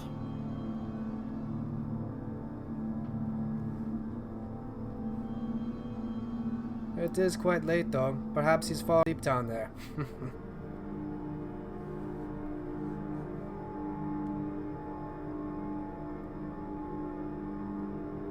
Well, we'll see. I have no doubt he will spend much of the coin he earns on your very establishment. Now you are speaking my language, friend. What may I call you? You may call me Robert. Robert, I'm Harold. Well met, Harold. He shakes your hand. Good luck finding him. His name is Sigurd if you do find him. Sigurd. Thank you again for your assistance. He smiles, faintly, obviously somewhat tired by the hour. It's like midnight, 1 a.m. now. He starts to make slow steps back upstairs, leaving you. Robert will change his clothing and set his belongings in the room he's purchased and set out and seek this green hole. Alright. So you go to change into this fisherman's clothes and then depart in the direction this man pointed, where this grain hill is supposed to be. And as you make your way out, the scene will fade, and we will take a little break here, since we're at the half, and we'll come back in 15. Okay. Judith, we have now more or less caught up to you in the timeline in about mid to late July 1456. You did eventually find a courier that would send this message up north. Your goal, as I recall, was to work on putting together a crew for the ship you inadvertently stole, but was also gifted unintentionally. Kind of abandoned Yeah. to me. Whatever you want to call it. You have a ship. Has no crew. You're working on getting one. Tell me how Judith goes about doing that specifically. I think she'd probably spend some time in taverns near the waterfront. Listen to hear if there are any crews without a berthing or individuals without a berthing that are looking for work. You are in Southampton, looking for crew members. You'll certainly find some. To man that cog, it's not going to take many people. It doesn't take many people to man a cog.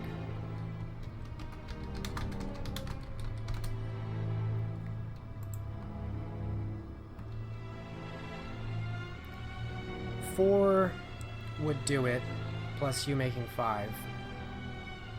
More would help, but with 4 you'd be at basically full efficiency.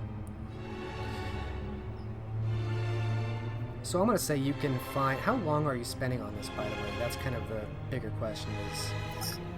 I wouldn't want to spend, because time is kind of of the essence in her mind. Mm-hmm. So 2 nights, longer if it's not working out.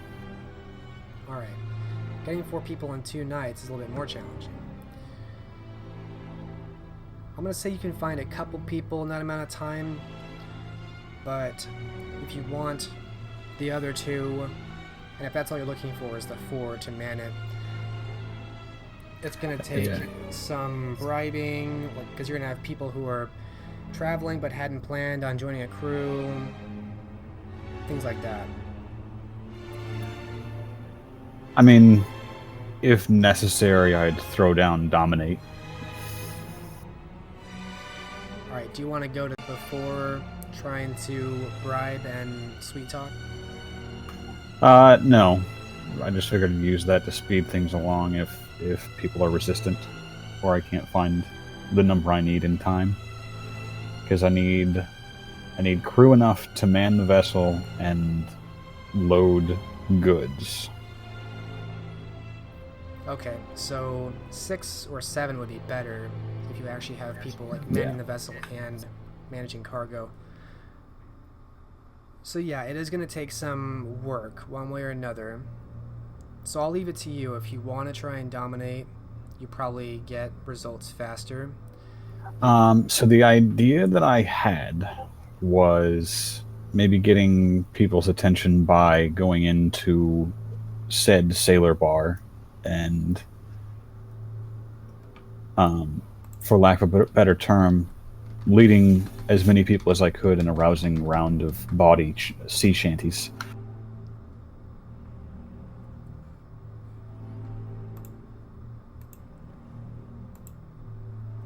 Alright, the tavern you're in, just for your edification, is the Red Lion.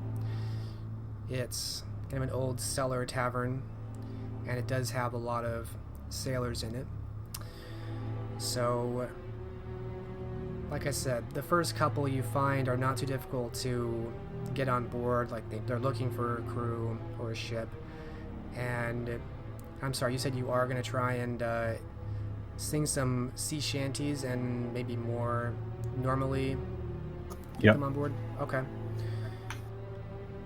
Give me a charisma. I'll give you leadership or expression. Difficulty 7. Your successes will be crew members.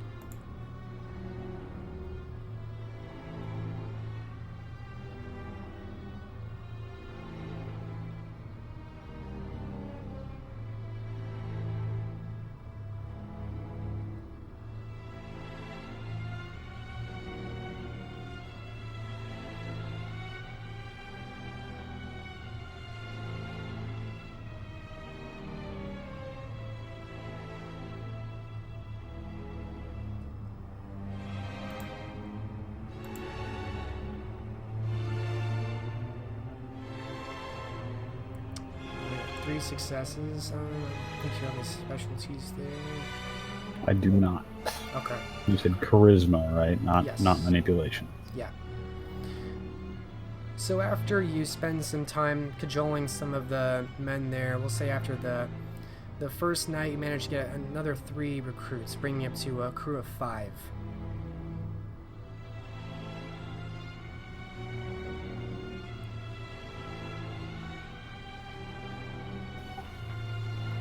Now, 5 would do if all we were doing was just sailing north.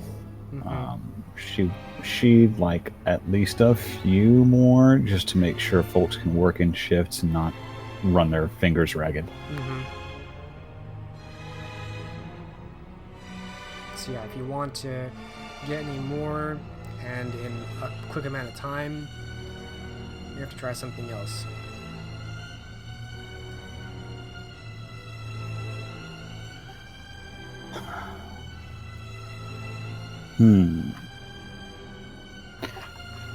Can I try bribery? Promising them a sizable cut of any trading that's done. Yeah, you can absolutely do that. You have the coin for it. Give me a resources roll, difficulty 5. Your successes will be additional crew members.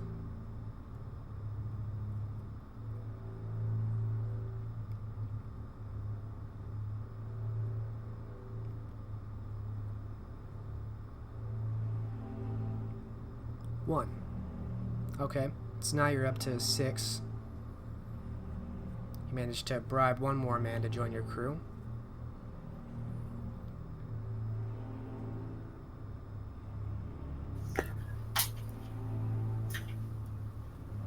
Oh wait, did you, there's no, you don't have to roll 1s on that, so that's actually 2 successes. Oh, okay. As I was. Will lay my last. Bringing you to a total of 7. Which means I can comfortably man the, man the helm at night and not have to worry over much about people questioning it.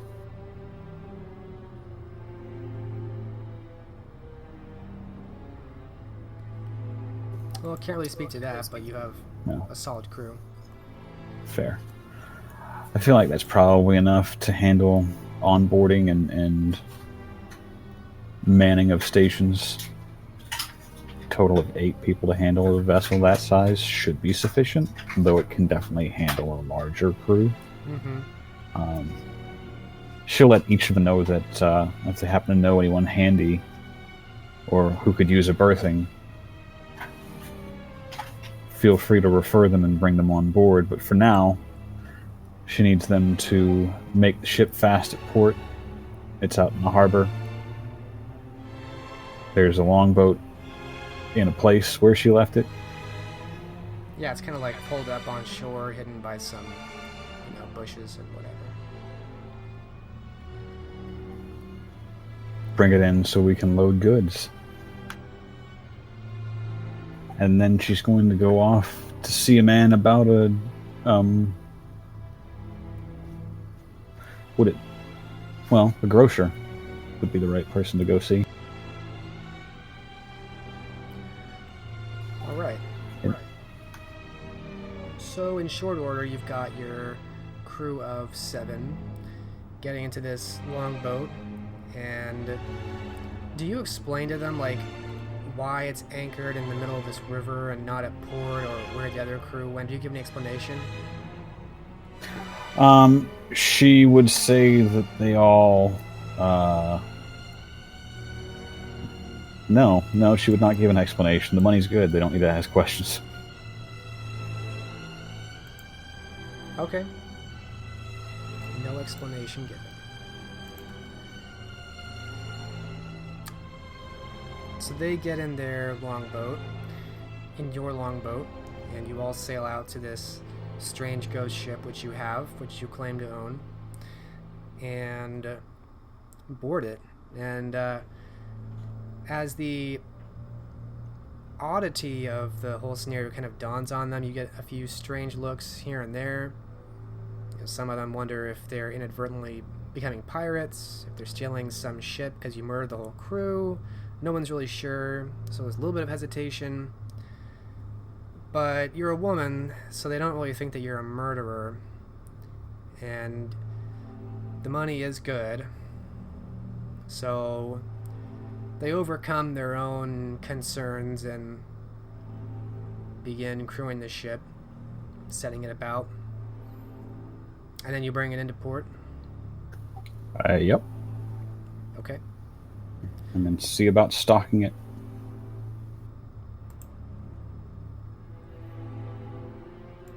With crew supplies? Well, it should already have crew supplies Yeah, it from what I already has remember crew from last supplies. session. Yep. She's looking more for like grain stores, specifically seed grain, but grain stores, foodstuffs, things that will survive both the journey and the coming winter. What's Judith's plan for the grain stores? Well, she did have the anarchs sour the grain stores in Carlisle, and she did promise that if things went to foul, she'd come with, well, she said a wagon load of food, but that seems less than reasonable given the distance and the time involved. So instead, she's bringing a shipload.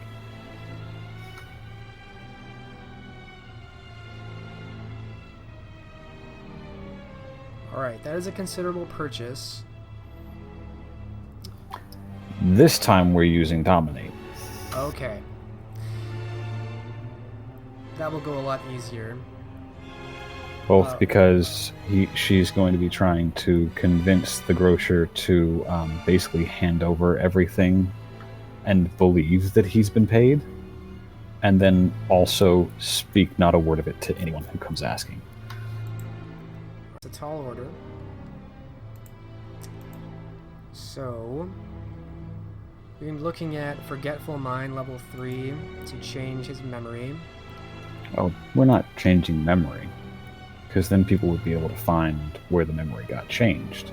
We're just implanting the notion that not a word of this interaction can ever be spoken again.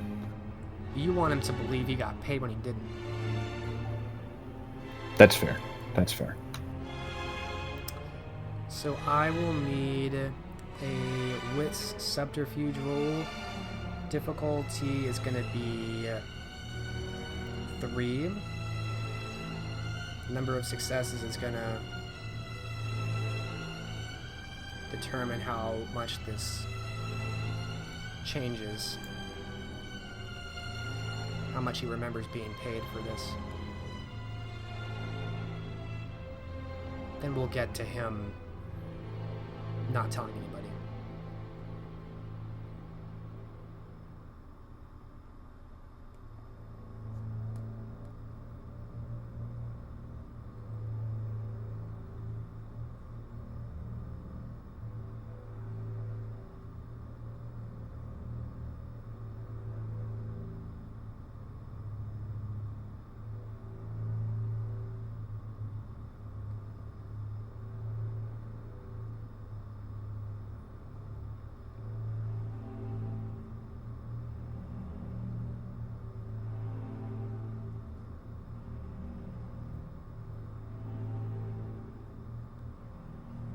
You still making that roll? I'm writing a description to fill in the blanks of the memory. Oh, okay.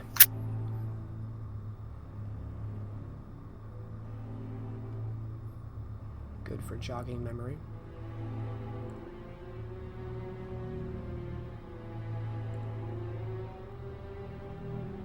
Wow, is that all? That's all successes.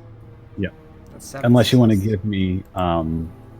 give me specialty for Jesus. I think subterfuges, omission. Select omissions. You could change this man's entire memory of his life, as is. Well, I want it to be as believable as possible, so if he does retell it, if it does happen to get snuck out of his brain somehow, it basically just reflects that He haggled with the Portuguese merchant and managed to secure a solid price for a shipload of foodstuffs for a long winter. All right, by the end of the quote-unquote transaction, he seems pretty relieved, actually proud of himself for how well this all went down. And he seems pretty grateful for your business and wishes you happy sailing.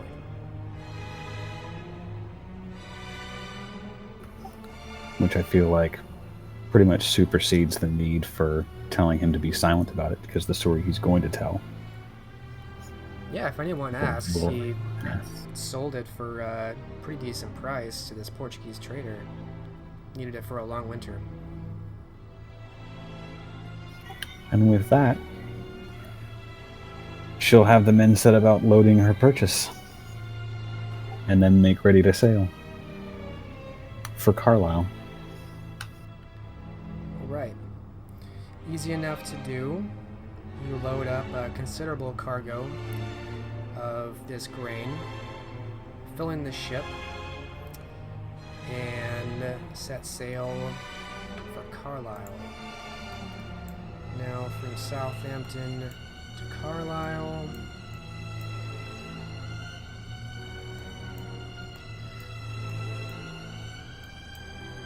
There it is.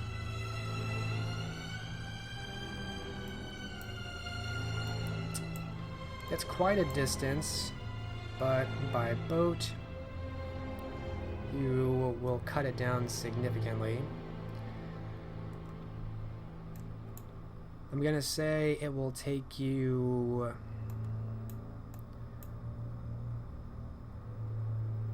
let's see 10 days? Oh, not at all. I would say 5 or 6 following the coast. Excellent. Yes, things are much faster by boat. She is going to direct the watches to keep an eye out for a Portuguese carrack and give them a description of the Von Danzig, just in case they happen to pass. Okay. What do you tell them to do about you during the day?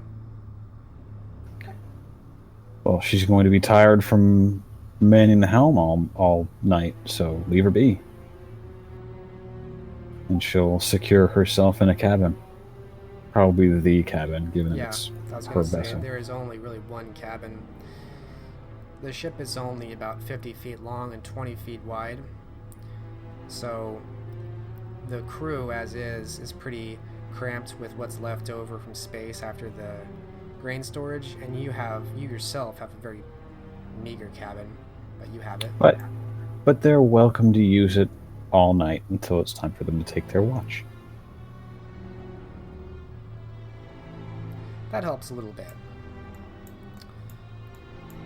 So you sail up north towards Carlisle, given this description of a large Portuguese warship, which certainly would stand out on these waters. And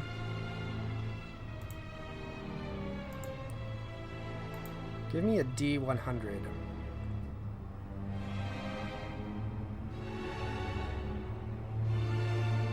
Okay. Your sailing is pretty peaceful. The summer waters, especially along the coast, are very tranquil, relatively tranquil. You occasionally have to go out a bit farther to avoid running aground on some of the sharper rocks, but there's not many of those. And after 6 days and nights of sailing, you arrive at the port outside of Carlisle. Unless you meant to port somewhere else. She would pull in to the Solway coast. Okay. And anchor just offshore so she can row in Okay, that makes sense. and make contact with the folks. Yeah. By now it's solidly late July of 1456. Fortunately, you made pretty good time with this cog. So early in the evening, you arrive in the Solway coast and drop anchor.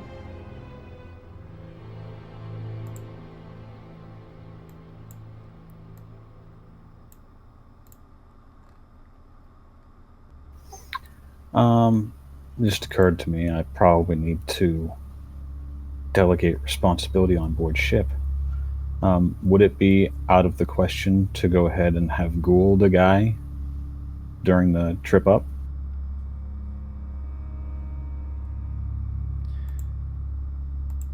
It's not out of the question, but this brings up a different question. Are you feeding on any of them during this trip? Because you're not stopping anywhere.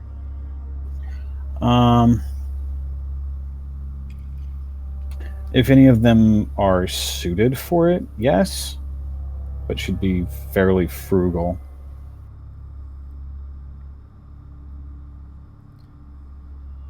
You find that half these men, I'm going to say that 3 of them, have in the past worked trades and would consider themselves at least tradesmen in a kind of novice professional way, that they have made money in the past. You could feed on them if needs be. It just kind of requires a bit of finesse on a ship this small. Indeed.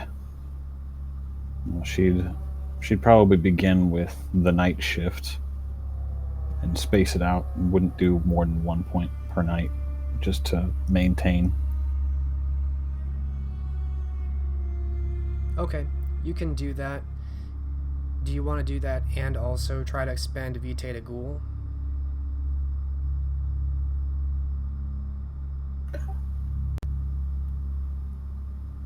Crap, that's a good question. No, I don't think I'll do that. Okay. At least not until I've had a chance to take in the sights of Carlisle, for lack of a better term. Fair enough. That will not cause any undue harm to your crew. And you do anchor in the coast off of Solway. And I assume you're rowing out on your own? Yeah, initially, for sure. Okay. So you row out and make landfall. You have a lantern at the end of your rowboat you can take with you if you desire. And you make your way in the direction that you last found the anarchs. Indeed.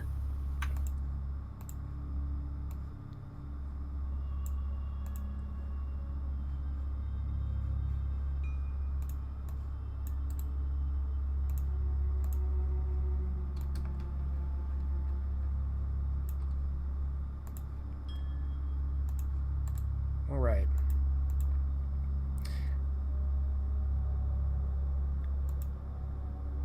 Give me a perception alertness roll. Difficulty 8.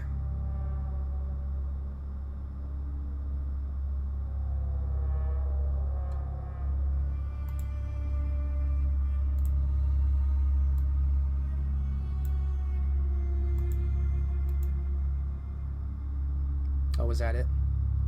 It is indeed. Alright, 2 successes. You will have a chance to react to this as 3 black tendrils come out of the shadow and are about to wrap around you, but you will have a chance to do something first. Judith is going to dodge away from them. Basically, full defense, given that she doesn't have a blade drawn. Okay, standard dex athletics.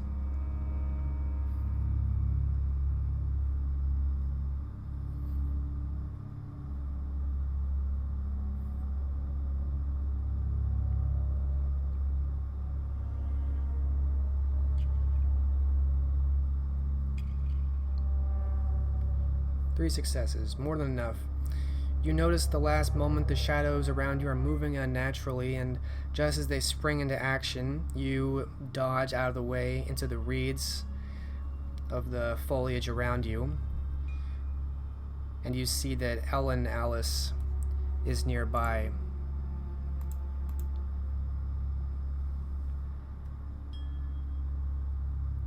You wear the face of a dead woman. Rumors of my death are exaggerated.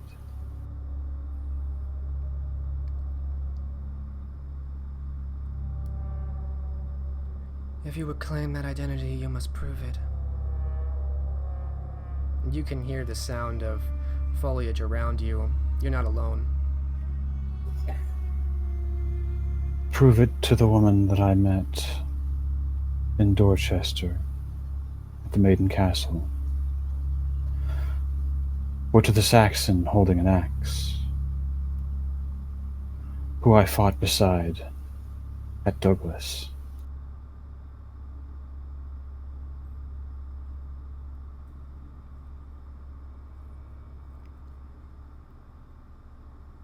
Make a charisma expression roll. Difficulty 5. Since you've used good examples.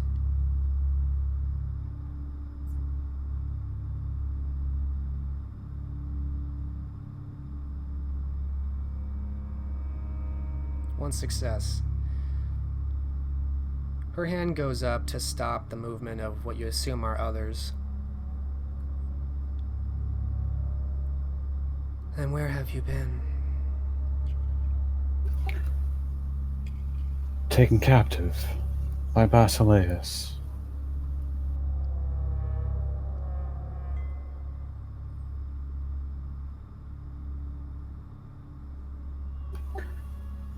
When the assassination attempt in Somerset didn't work, apparently he decided he would try a different means of manipulation. House Chamberlain is his. Its assets. All of it.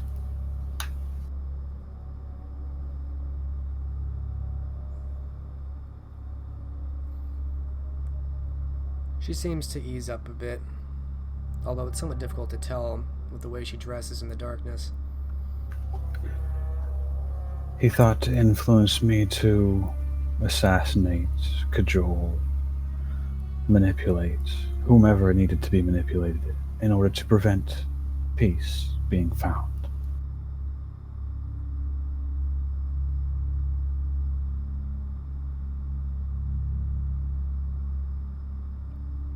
I see. I would expect that means specifically you. But, and she'll gesture to the axe still at her belt. What he underestimated was where my values lie.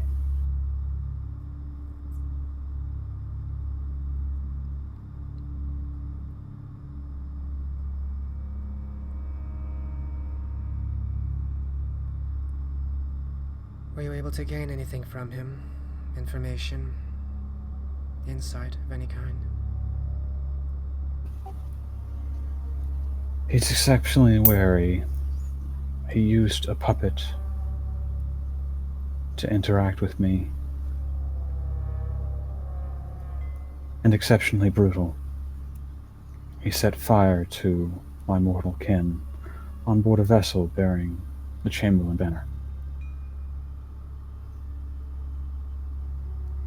Whatever we do going forward, regardless of the outcome, every one of us will lose something we hold dear.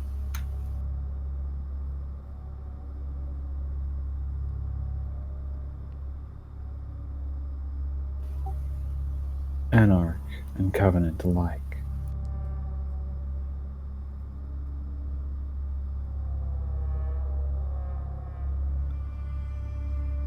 Then let us hope that we may bring a swift end to him before we have nothing left to lose.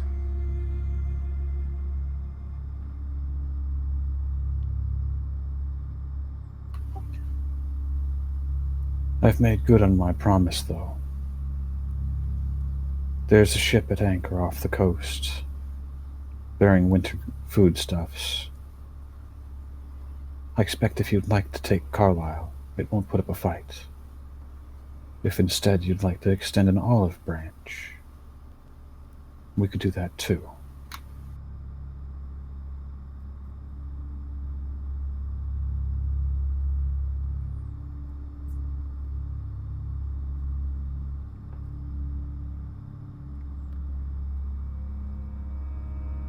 Robert Dufour took your place in Birmingham.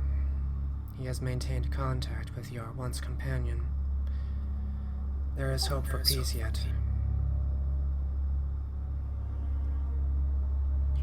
Or truce, at least.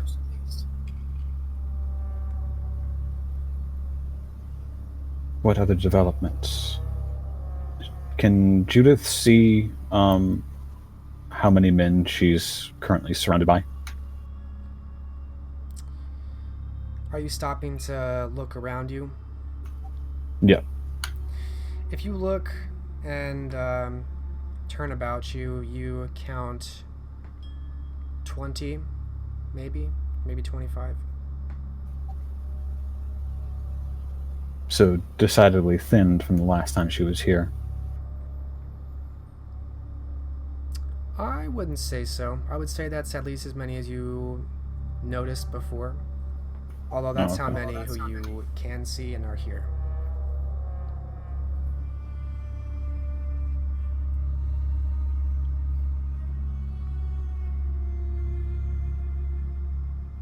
You don't get the impression they've lost many people, if that was the goal. Mostly she's trying to read the group and see if anyone looks like they're preparing to relocate or move on.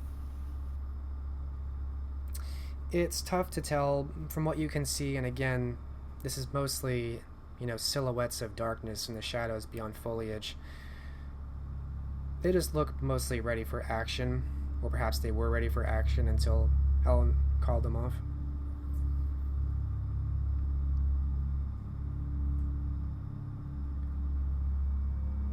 We are expecting another report very soon. Our contacts further south have noted much movement. They think something has changed. Trust Elined. I told you she wouldn't knowingly deceive us.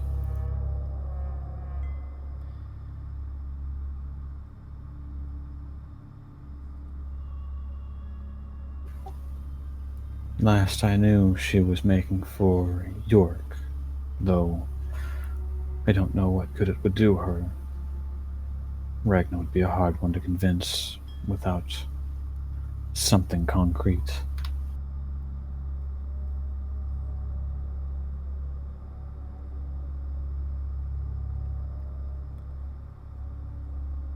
We have some assets in York, should the need arise, but we have been holding off execution of anything.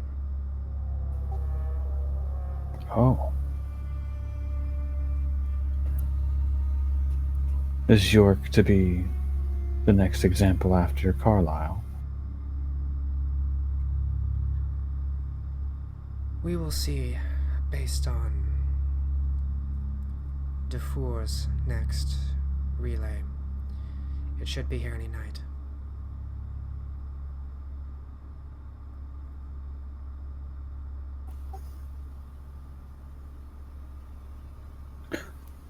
I wonder who facilitated contact in York.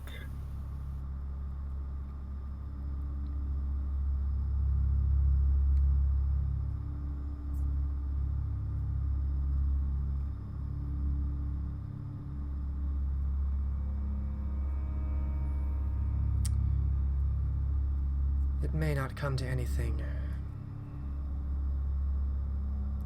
I am hopeful that our resources will go towards this, Basileus. As am I. But York is tenuous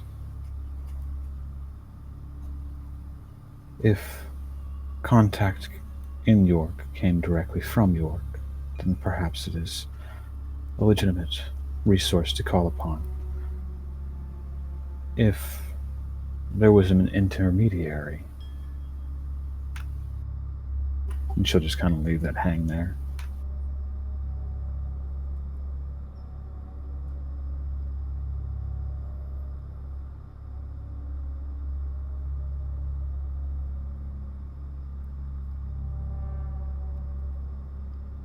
We had a contact who did help us arrange building assets in Yorkshire.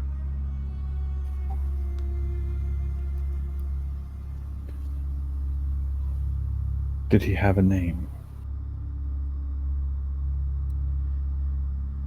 For your safety and theirs, I will not name names. I know that you are, at times, predisposed to meeting individuals whom you must give information to at sword point. Best you don't have it at all. If peace talks fail, that is.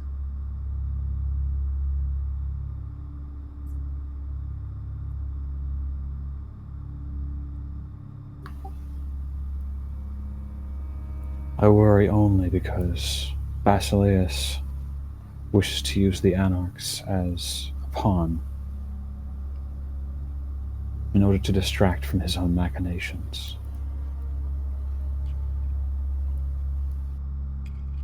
Did he tell you this? He didn't have to. The fact that he wants to destroy any chance of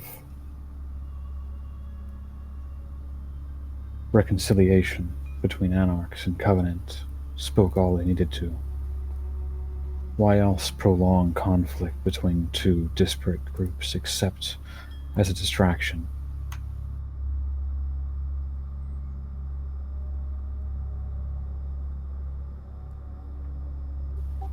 Thus, if you have reason to doubt the veracity or trustworthiness of the intermediary that facilitated contact in York, I would say, doubt them.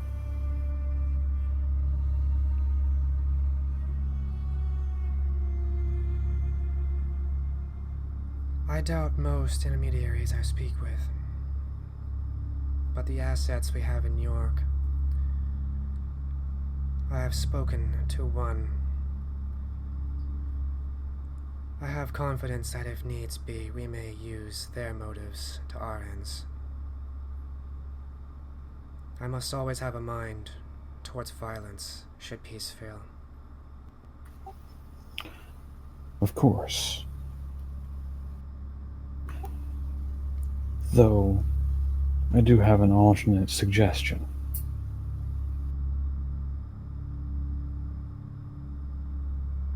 I am, as ever, all ears.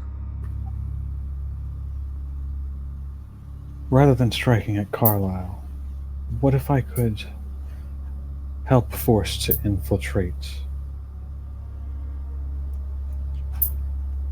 into... And I forgot the name of the city, hold on.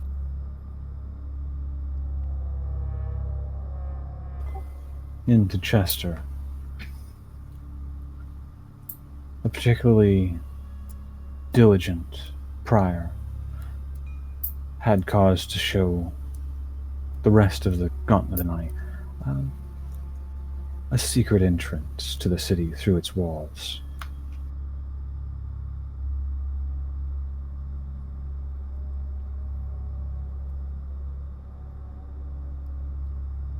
You would lead a small contingent into Chester to strike at Barbaros, then? Indeed. It would give us a chance to deal with a man I believe to be either under the sway of Basileus himself or corrupt directly.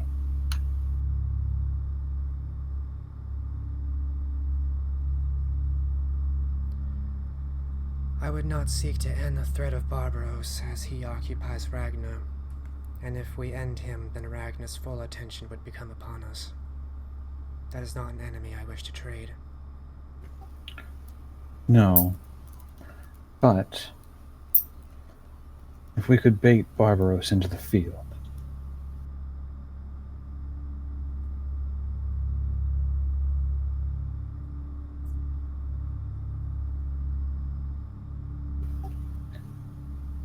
Lead him towards York. And then bait him south and east towards Norwich.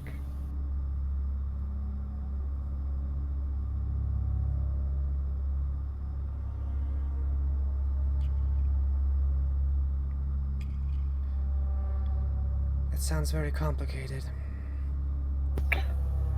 Barbaros is as easily baited as an angry bear. I don't think complicated enters into it.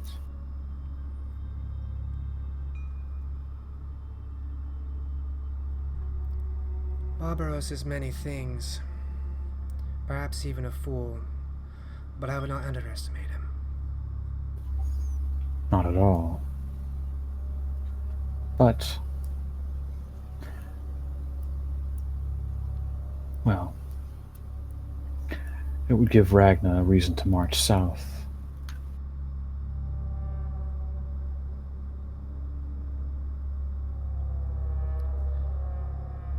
I will think on it.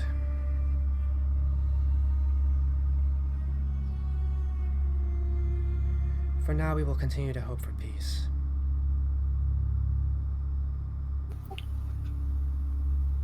Shall I have my crew unload the vessel? It's a very generous and gracious gift.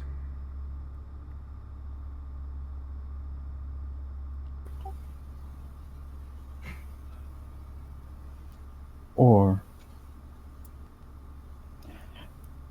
here's an interesting notion.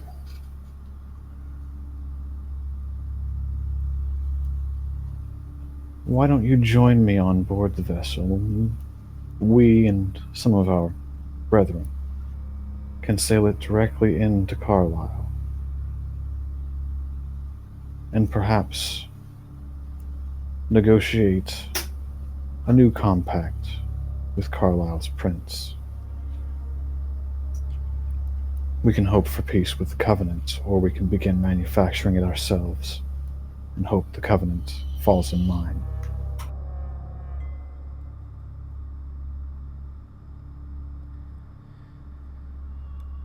Would that I could join you. I would prefer action to waiting. But I must be here. It is all we have left of the heart of this rebellion. Decisions must be made. Reports must be responded to. I would give you men for this task if you think it is worthwhile.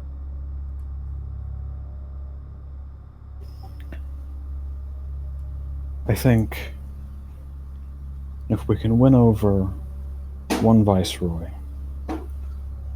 and have him send word directly to the rest of the Covenant, Barbaros included, I think it might go far in showing our seriousness about pursuing peace.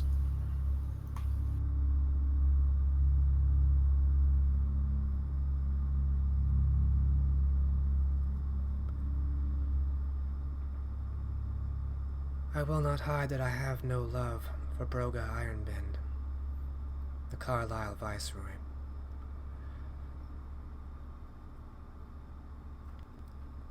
I would sooner his heart's blood feed this rebellion than join him in anything. Do you truly believe that progress can be made on peace by getting him to support us?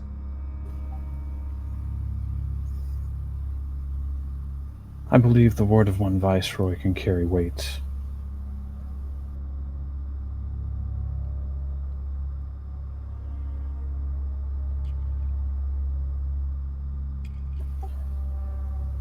Especially if word of it reaches the right ears.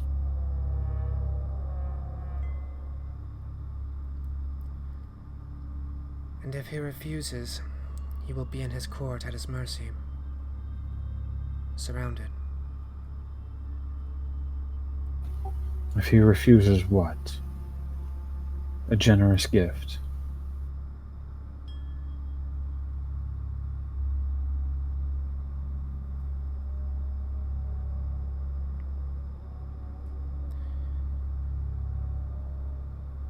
You may attempt this, but I urge caution.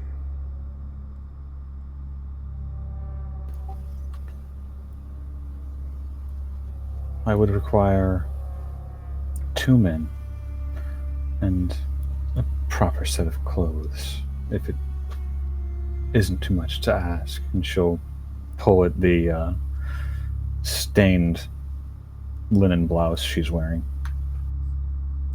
Yeah, it's quite Maybe frumpy. maybe a brush.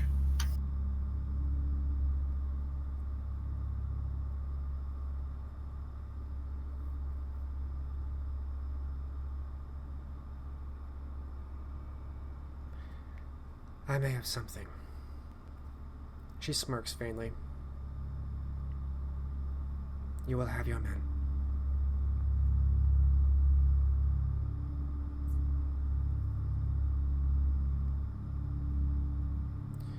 Do not stray far for very long. I suspect we will have news of this movement soon. No. I'll make my way into Carlisle, make port, unload, explain my intent to Broga, and then be back out in the deep water presently. A week at most, assuming things go badly.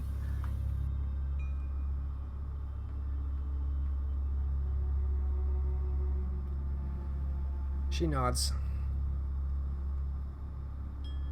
And I wish you safe travels. She'll nod and then see about getting herself made presentable.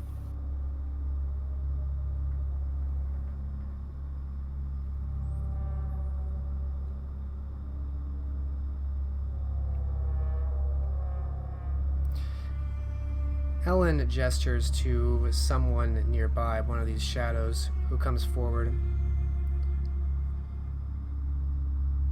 You see a pale woman step out.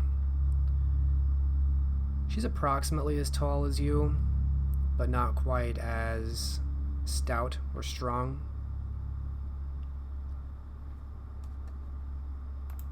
One moment.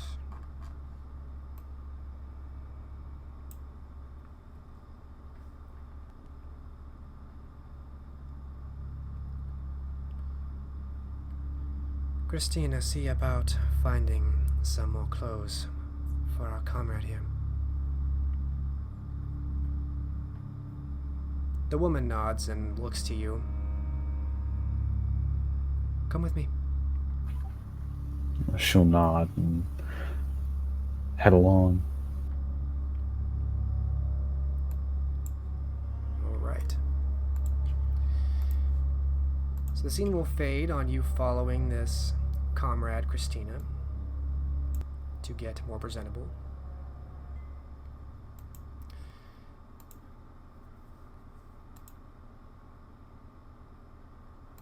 Meanwhile, we'll check in with the rest of the group while you make plans for sailing to Carlisle.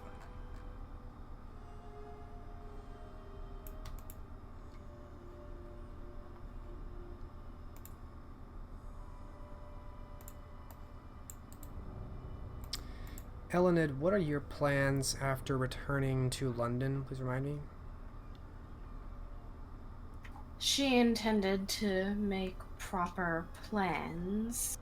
There's going to be a great deal of conflict in the future, and she needs to make contingencies for that.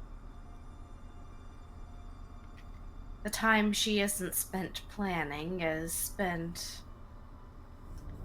hunting and improving her own martial prowess, should it come to that.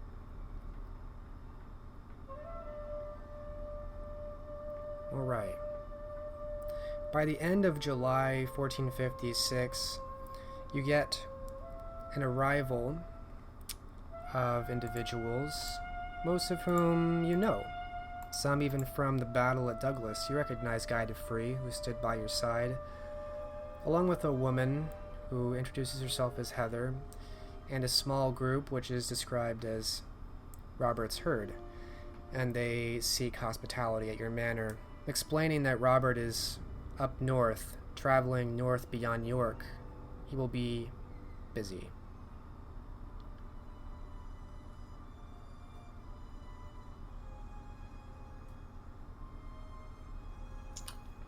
How many individuals are in this group?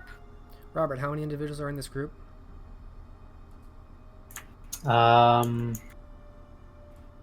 Was 2 dots of... Oh, 3 dots of herd. Huh. So what's that, like 15 people? I do not have the exact number on hand, but yeah, that sounds about right.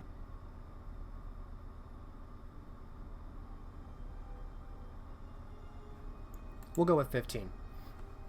So... I do not Okay. believe her manor is big enough for that many people.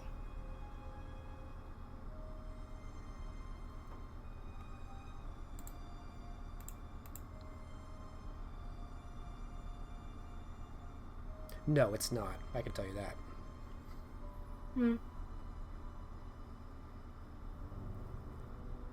She'll glance at Defree. You, I recognize. But my manor is not big enough to accompany you. Not big enough to entertain all of you.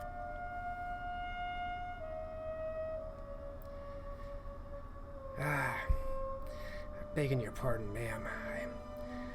I realize this is unfair to ask. Unfortunately, we do not have many places to go or much coin to spend. I assure you, if even just a couple of rooms were provided, we would make do. At least until Lord DeVere returned. What happened to his manor? He has spoken little of it. I know only that his financial affairs seem to have gone awry after the man who was running it seemed to have left in the service of another. Did he not seek out another to do it for him? I dare not think to know better than my lord, or his intent or plans. I am a humble ranger, my lady.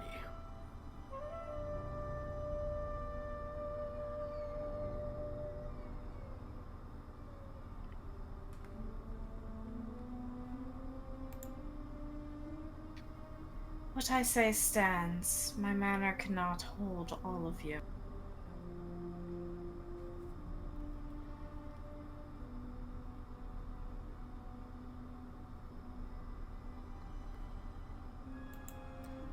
He looks dejected, but nods a couple times.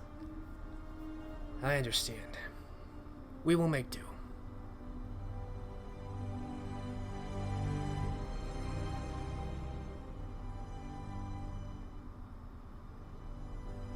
Of course.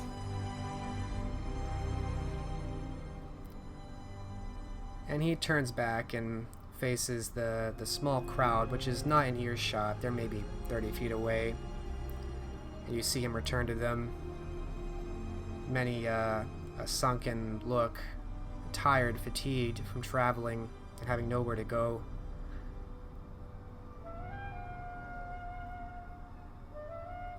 Eventually, they disperse, following Guy Defree away from your manor.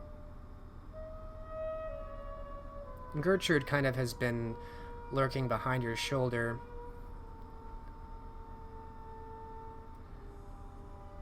My lady, I would not have minded if I had to give up my room. I do not use the space. Was that necessary?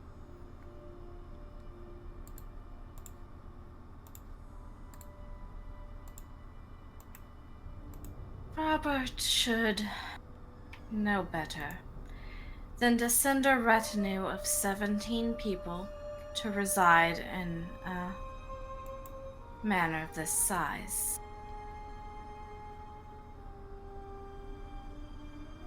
Oh, of course, my lady.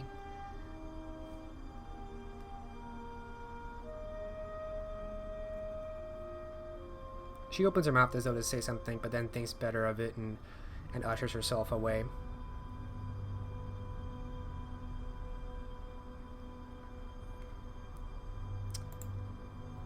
So Elined is working on plans for violence. Plans for violence, yes.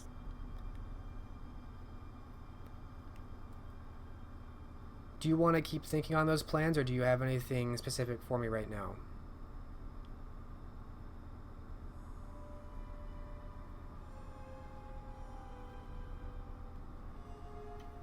Specific, no. She is more trying to decide strategic locations as to redirect the conflicts, so Norwick itself won't be too out of the question.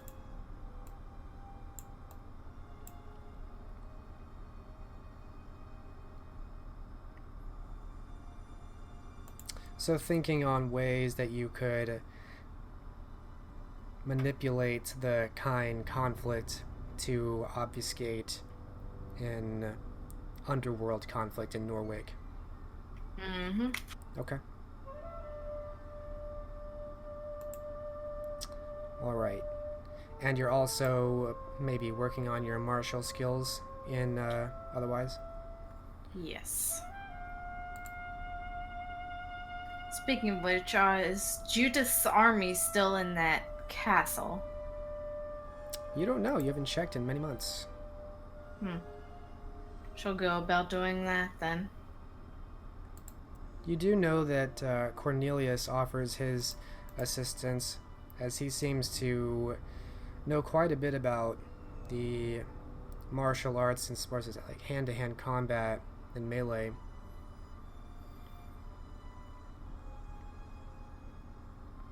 Which he offers to you since you are putting him up.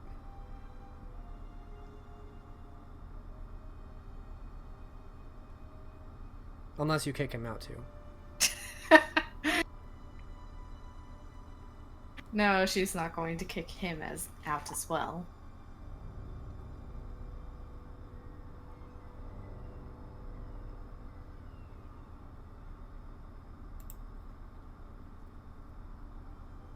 Well, the training is there if you desire it. Yes, it's better to have a sparring partner during these things. You find that despite his few number of years under the night, the age he has before that certainly shows. He's very strong and quite quick with a blade. He makes a more than adequate sparring partner for you to train with when you are not plotting war.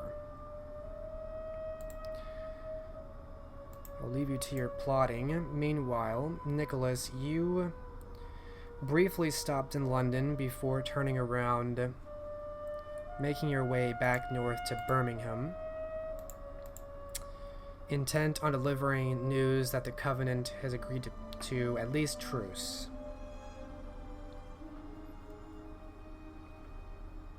Unless that was a lie.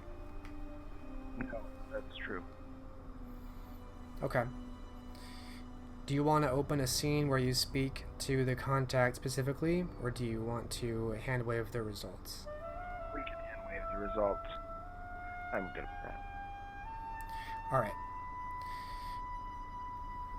So much as was described for Elined, there are a couple nights of you poking around looking for a person by Robert Dufour's description before you are cornered by a similar man, and fortunately it's easy enough to convince him of your intent, and he agrees to deliver news of truce for the 6 months agreed, knowing that true peace might require other terms that were previously discussed, but at this point everyone seems eager for any kind of truce, any kind of cease to the hostilities while Basileus is dealt with. So he leaves that very night, riding hard to the west. And you are back in London, I'm going to say, by the very end of July 1456. Unless you want to go somewhere else or do something else. He has no other plans at the moment, no, so London sounds good. Okay. So you will return to find Elined deep in her plots, occasionally sparring with Cornelius.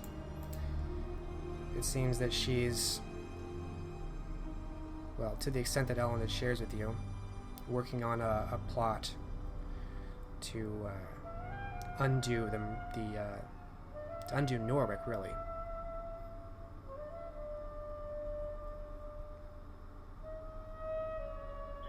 Nicholas will offer to help in what way he can, but he wishes to continue his research while he's here as well.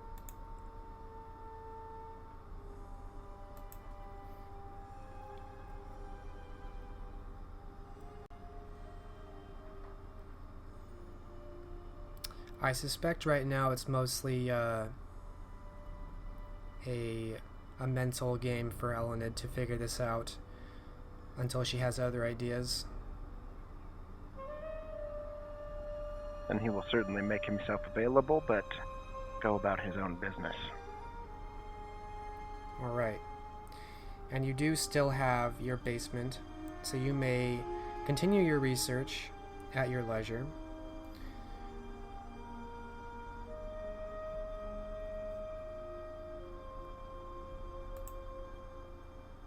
He feels freshly inspired by his success with the document. Feels like he can do anything.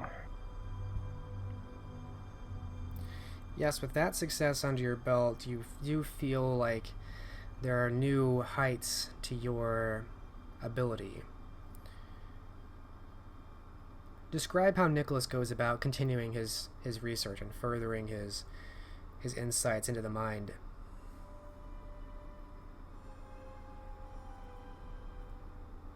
Nicholas continues looking for those who will not be missed.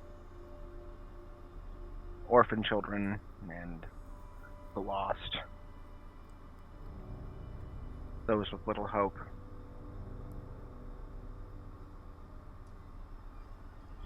He's seeking to gain an understanding into, yes, how the Vitae tastes under the effect of fear, but also the effect that fear has on the mind.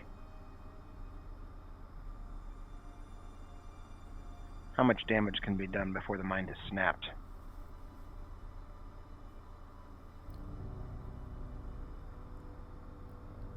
Unfortunately, those he chooses as his victims rarely make it out alive. Or if they do, they are completely changed.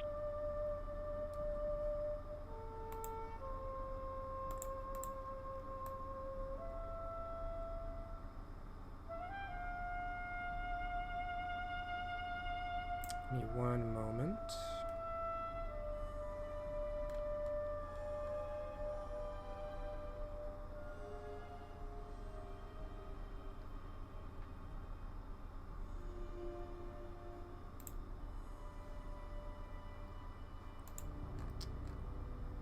Just need to check a name.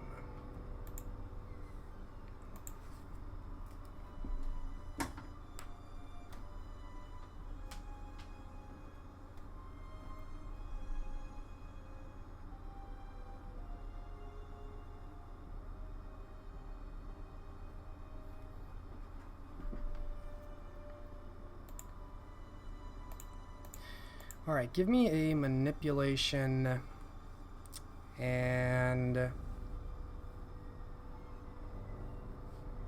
we'll go with subterfuge. Difficulty 6. To lure this person in.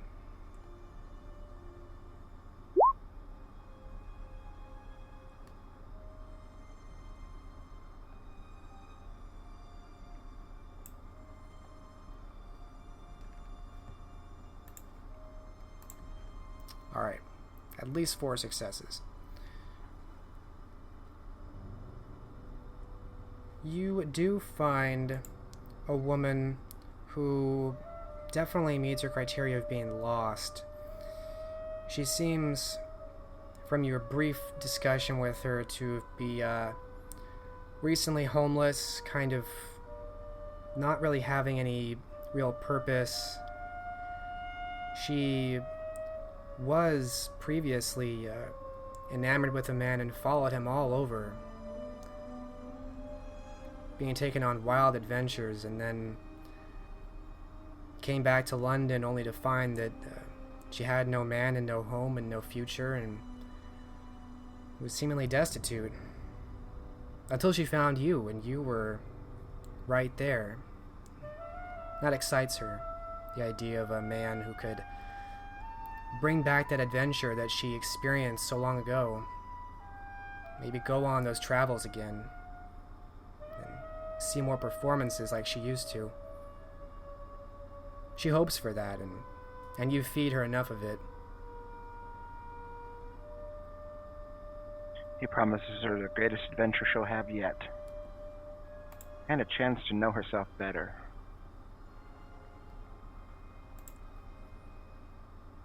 She tells you her name is Meredith White, and eagerly follows you one of these nights into the basement, wondering if you'll be as good a singer and performer as this other person.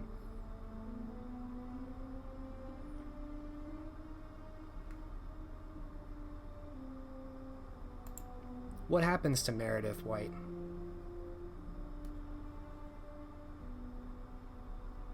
Terrible things, and I'm laughing to myself because I know who this person is now.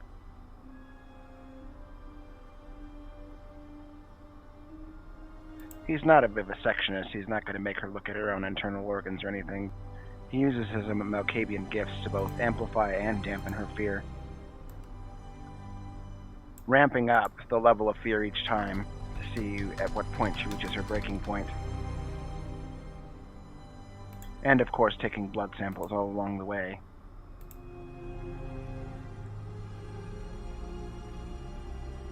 Which he's taken to labeling with wax now and a knife, just so he doesn't forget. Not that he could.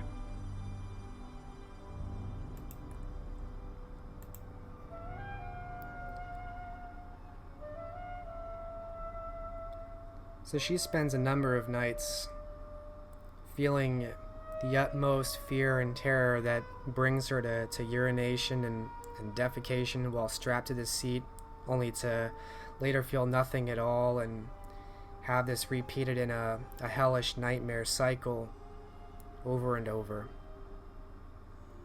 while you collect blood samples. And he is relentless. He has no remorse. It's outside his nature.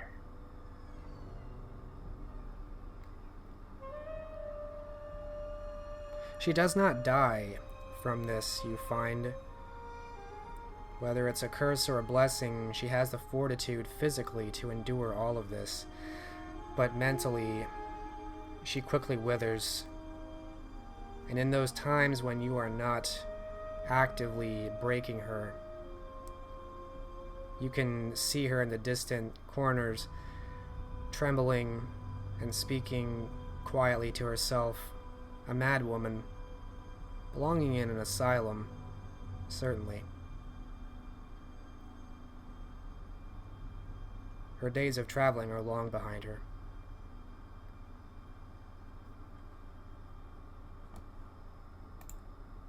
And in those quiet moments in the nights when she's gibbering in the corners, Nicholas is always there to listen. To hear the secret conversation she has with the demons inside. And to take notes.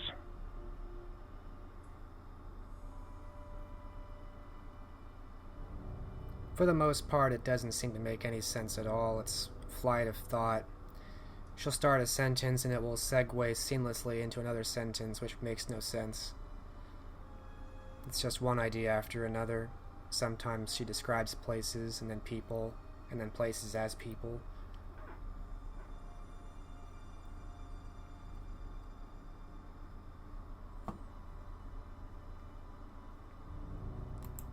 Not for nothing, you do seem to taste a distinct difference in the vitae collected from her.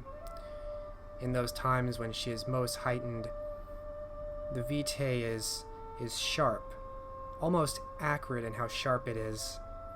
Not in a distasteful way, but in the way that maybe alcohol used to burn, a kind of buzz, a burn that you enjoy. Whereas when she is more deflated, it has a very soporific effect. It's almost sleep-inducing. The effects are mild, but the taste is notably different. He will take copious notes on these discoveries.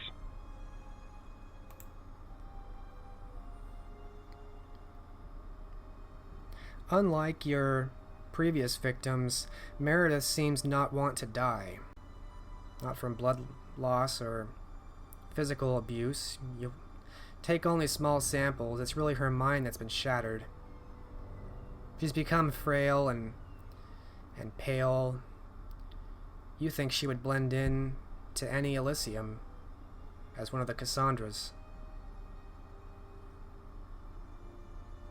He does find it strange that she's not so easy to break. He hasn't had much trouble before. She really wants to hold on. He considers perhaps a trial run. And after 4 or 5 nights of his research, when he thinks there's not much else he can get from her, he will give her some of his vitae.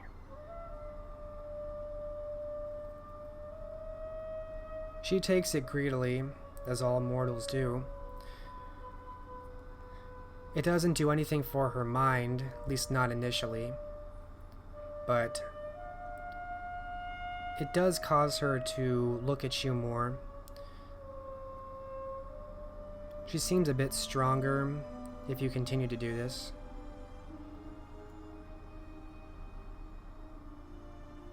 His curiosity now must be assuaged. He will keep her as a pet for a little while. She rarely makes sense, but she's not violent. And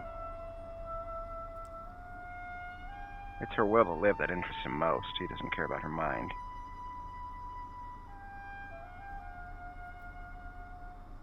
Well, not in the sense that he feels pity for her, anyway.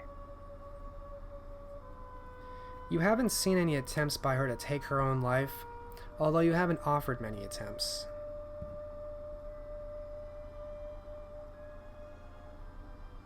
He's curious about that as well. He'll leave a few things lying around some nights, see if she does anything. After you've given her vitae? Yeah.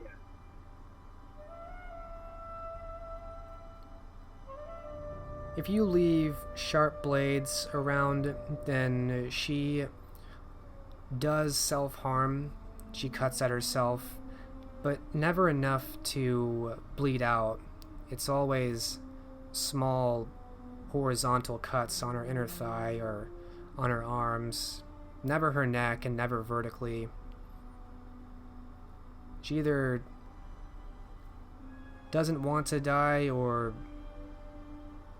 knows only pain. You've done much to her in a short amount of time. Wants to find out how much of her is left. He will use telepathy to plumb her mind a bit. Alright. You want to do invade the mind? Yes. Alright, intelligence, subterfuge. You know what? She has no current willpower, so there's no roll necessary, actually. You've depleted her of her willpower. So you have all the successes you need. You could read all of her thoughts.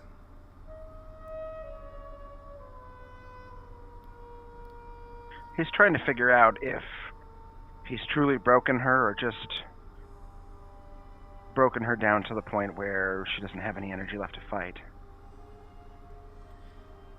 He's wondering if she's strong mentally as well, and there is still something of her left in there.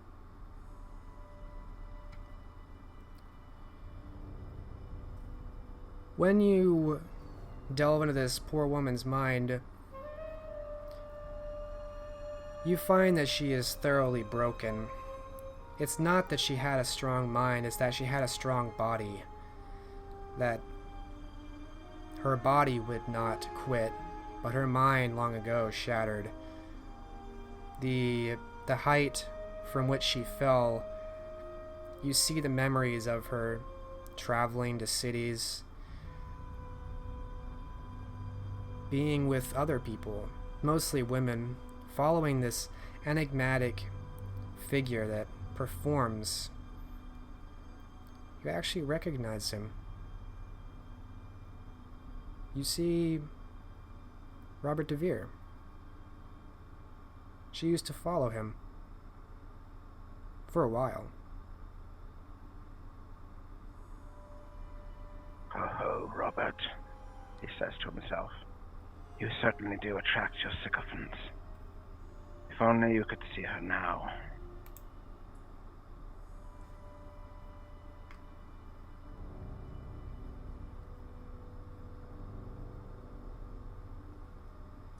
He is somewhat disappointed, though, that he has thoroughly broken her. He had hoped that she would prove to be completely different than the others, and be able to withstand all the battering he gave, at least to some degree. Now, piecing this woman's memory together is like piecing straw back together. You find images and memories, hopes that were very old, long gone, mostly fear and sadness. Faith in God is gone, or faith in anything. You do find in those few moments of lucidity a desire for death. A fear of it and a desire for it. Yet he, being an agent of death, must give it. She seeks it, and then it is her time. So one night, while she's quietly gibbering to himself, he'll take her in his arms and finish her off.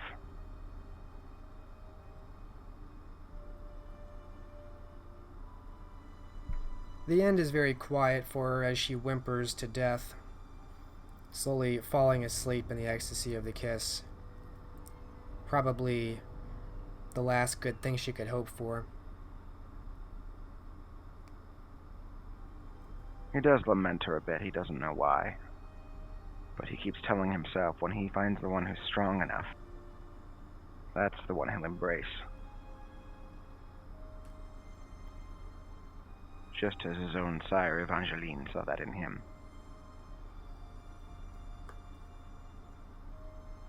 And he'll quietly dispose of her body in the river. You are practiced enough at that. So you dispose of Meredith White, once traveling adventurer, follower of enchanting men, now a broken body, a history of memories, forgotten in the city of London, disposed of like an old dress into the river. As so many before.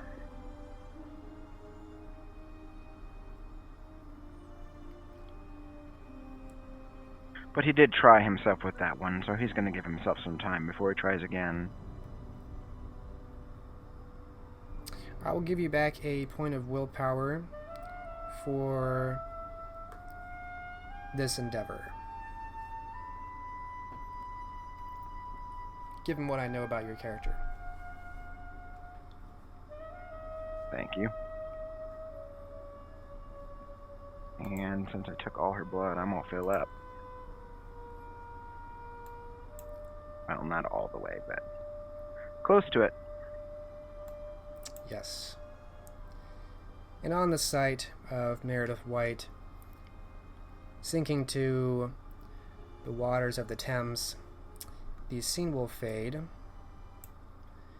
and we will go back north to check in once more with Robert in his early nights in Kirkwall.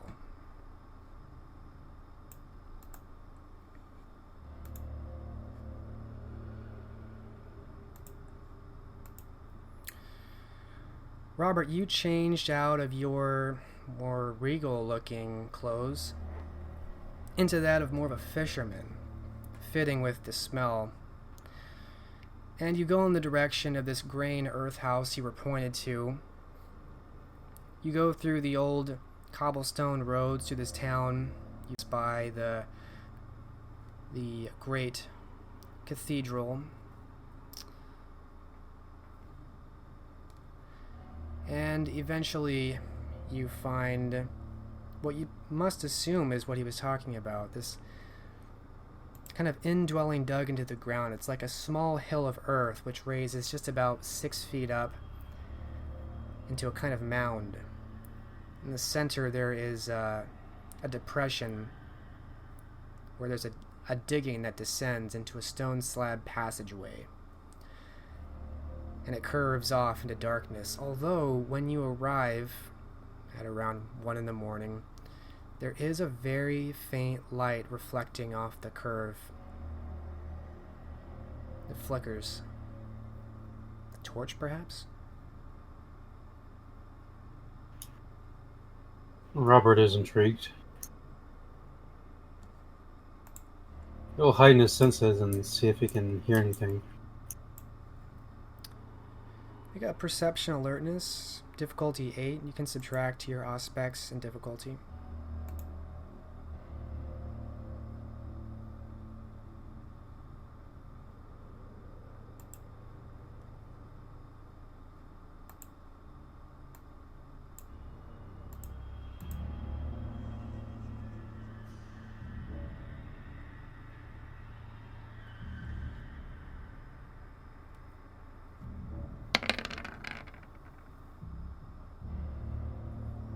One success. You hear a small flicker of light. It's not a torch, it's a candle. Must be a single candle down there somewhere.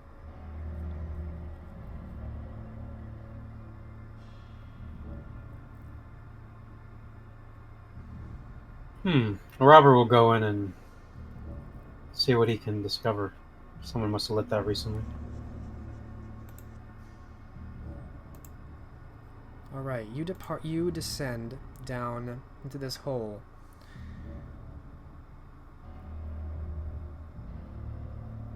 Curving around, you do see that at the end of this passageway, which does fully go underground, there is a single lit candle in a small chamber. You can't see much of it because you haven't entered the chamber yet, but you do see this small candle and what looks like the reflection of something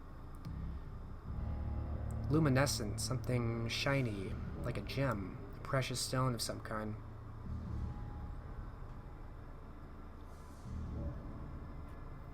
He'll study the room. Actually, he'll move towards it and take a look inside. Okay, once you get to the room, you can see it's a very small stone chamber, maybe 20 feet on each side, square, and with 4 stone columns supporting the roof. It's all very old stone slabs that are very large. This must be a very ancient place. No one built anything like this anymore. And looking down, you do see the candle and what looks like maybe an emerald of some kind. It's a small stone that would fit in your palm, polished with a nice reflection of dark green light. Looks quite valuable. Does this room go further in, or is this the That's it. extent It's of a it? dead end.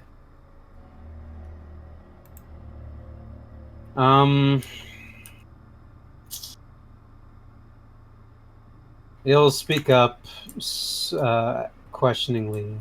Sigurd?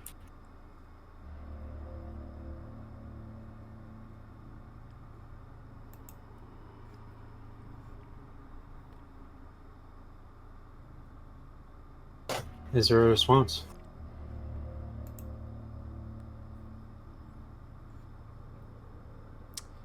Make a perception alertness roll, difficulty 8. Actually, wits. We'll go wits alertness. What's alertness?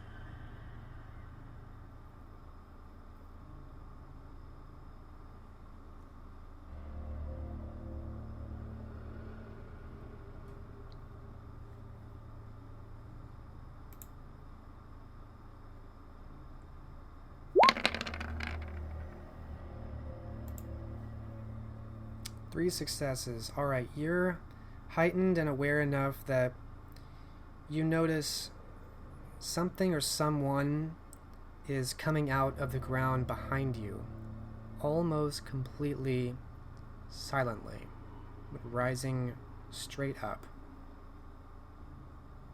from the way you came in. Robert will spin and face this and hold a hand up peacefully.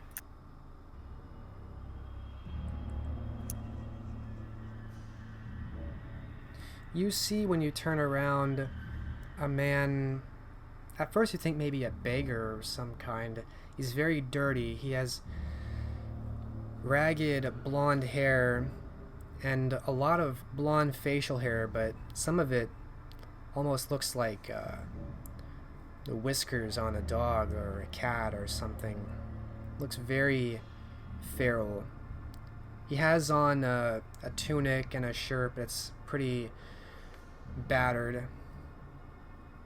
And he looks at you curiously. He's a very sturdy looking man.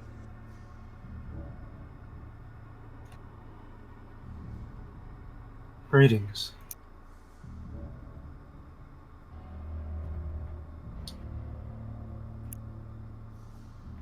You are no Kanai. What are you doing here?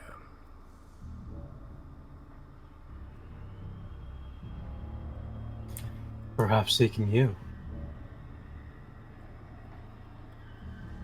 You call my name. Why? How do you know me?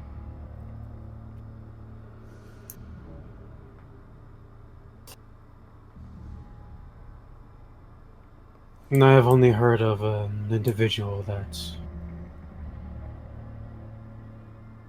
dwells within by this name. Of you I know nothing. I'm pleased to make your acquaintance. My name is Robert. And he'll extend his hand out for a handshake. He doesn't accept your hand, and you can see that at his hands there are two simple-looking iron rings resting at his wrists.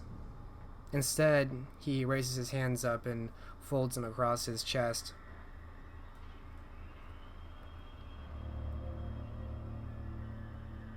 And what brings you here?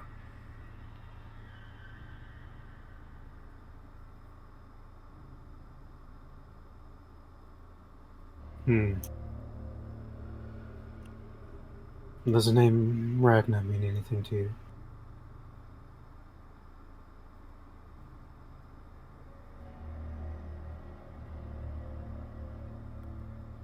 Yes, I know of a Ragnar. then you know of the suspicion she is under. You will have was to told- elaborate on that. I shall. I was told to seek out Canaanites out here if I discovered anything. The symbol, Valknut. His eyes widen briefly. You do not speak of the Vognat if you do not respect its meaning. Perhaps you can enlighten me.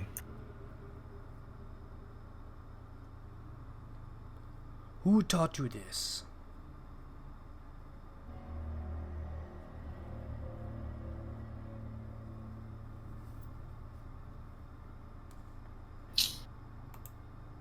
Was it out of character? Was it Anselmus or Wulfric told Anselmus, who told you. okay.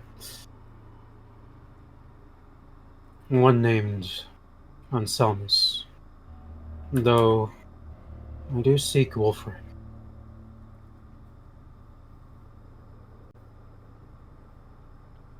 He seems to shift his weight a bit. Did you know Wulfric? Not well. Did something happen?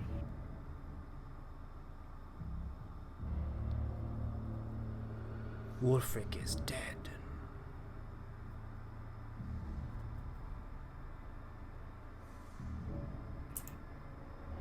I see.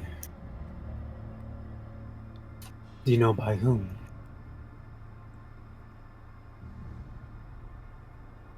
He looks down at your hand.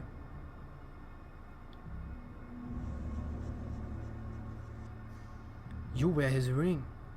I think maybe you did it. Robert looks curiously at the ring of the gauntlets. Do you mean this one?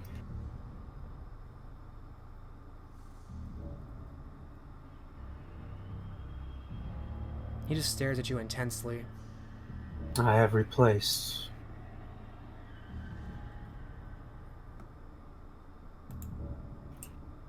I am a replacement.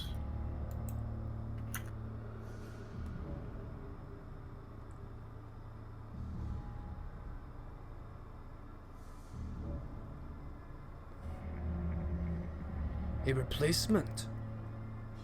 Yes, of the gauntlet.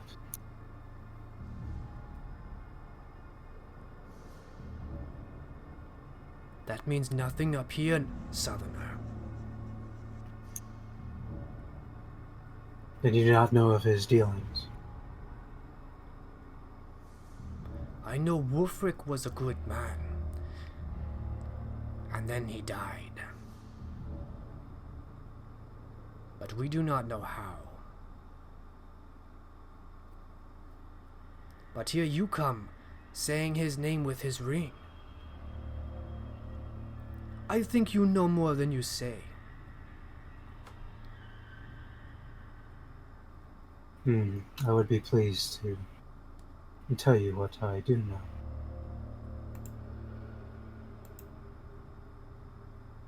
Do you have elsewhere you would like to discuss this?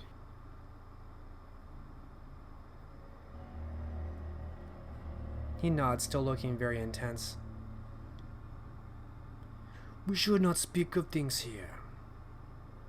You will follow me. Lead the way.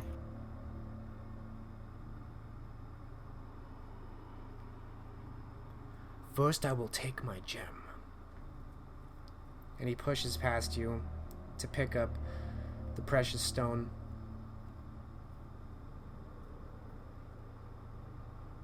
I'm curious, what is its purpose? Hunting. You ruined my trap tonight. Apologies.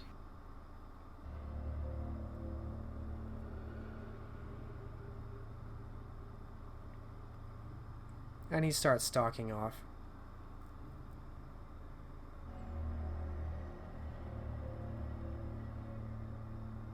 You do see, as he turns, and there is still the light of the candle, from the rips near the top of his tunic, he does seem to have some kind of runic marking on his back.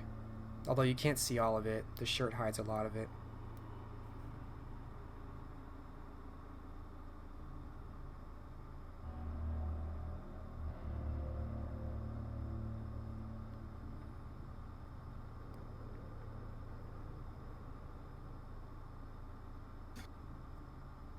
Robert will follow him. Alright. So you follow after Sigurd out of the Iron Age hole that's been dug here. And the scene will fade on Robert following Sigurd out into the night and the darkness. Since it's about that time, we'll end the session here, and we will see how this meeting goes next week.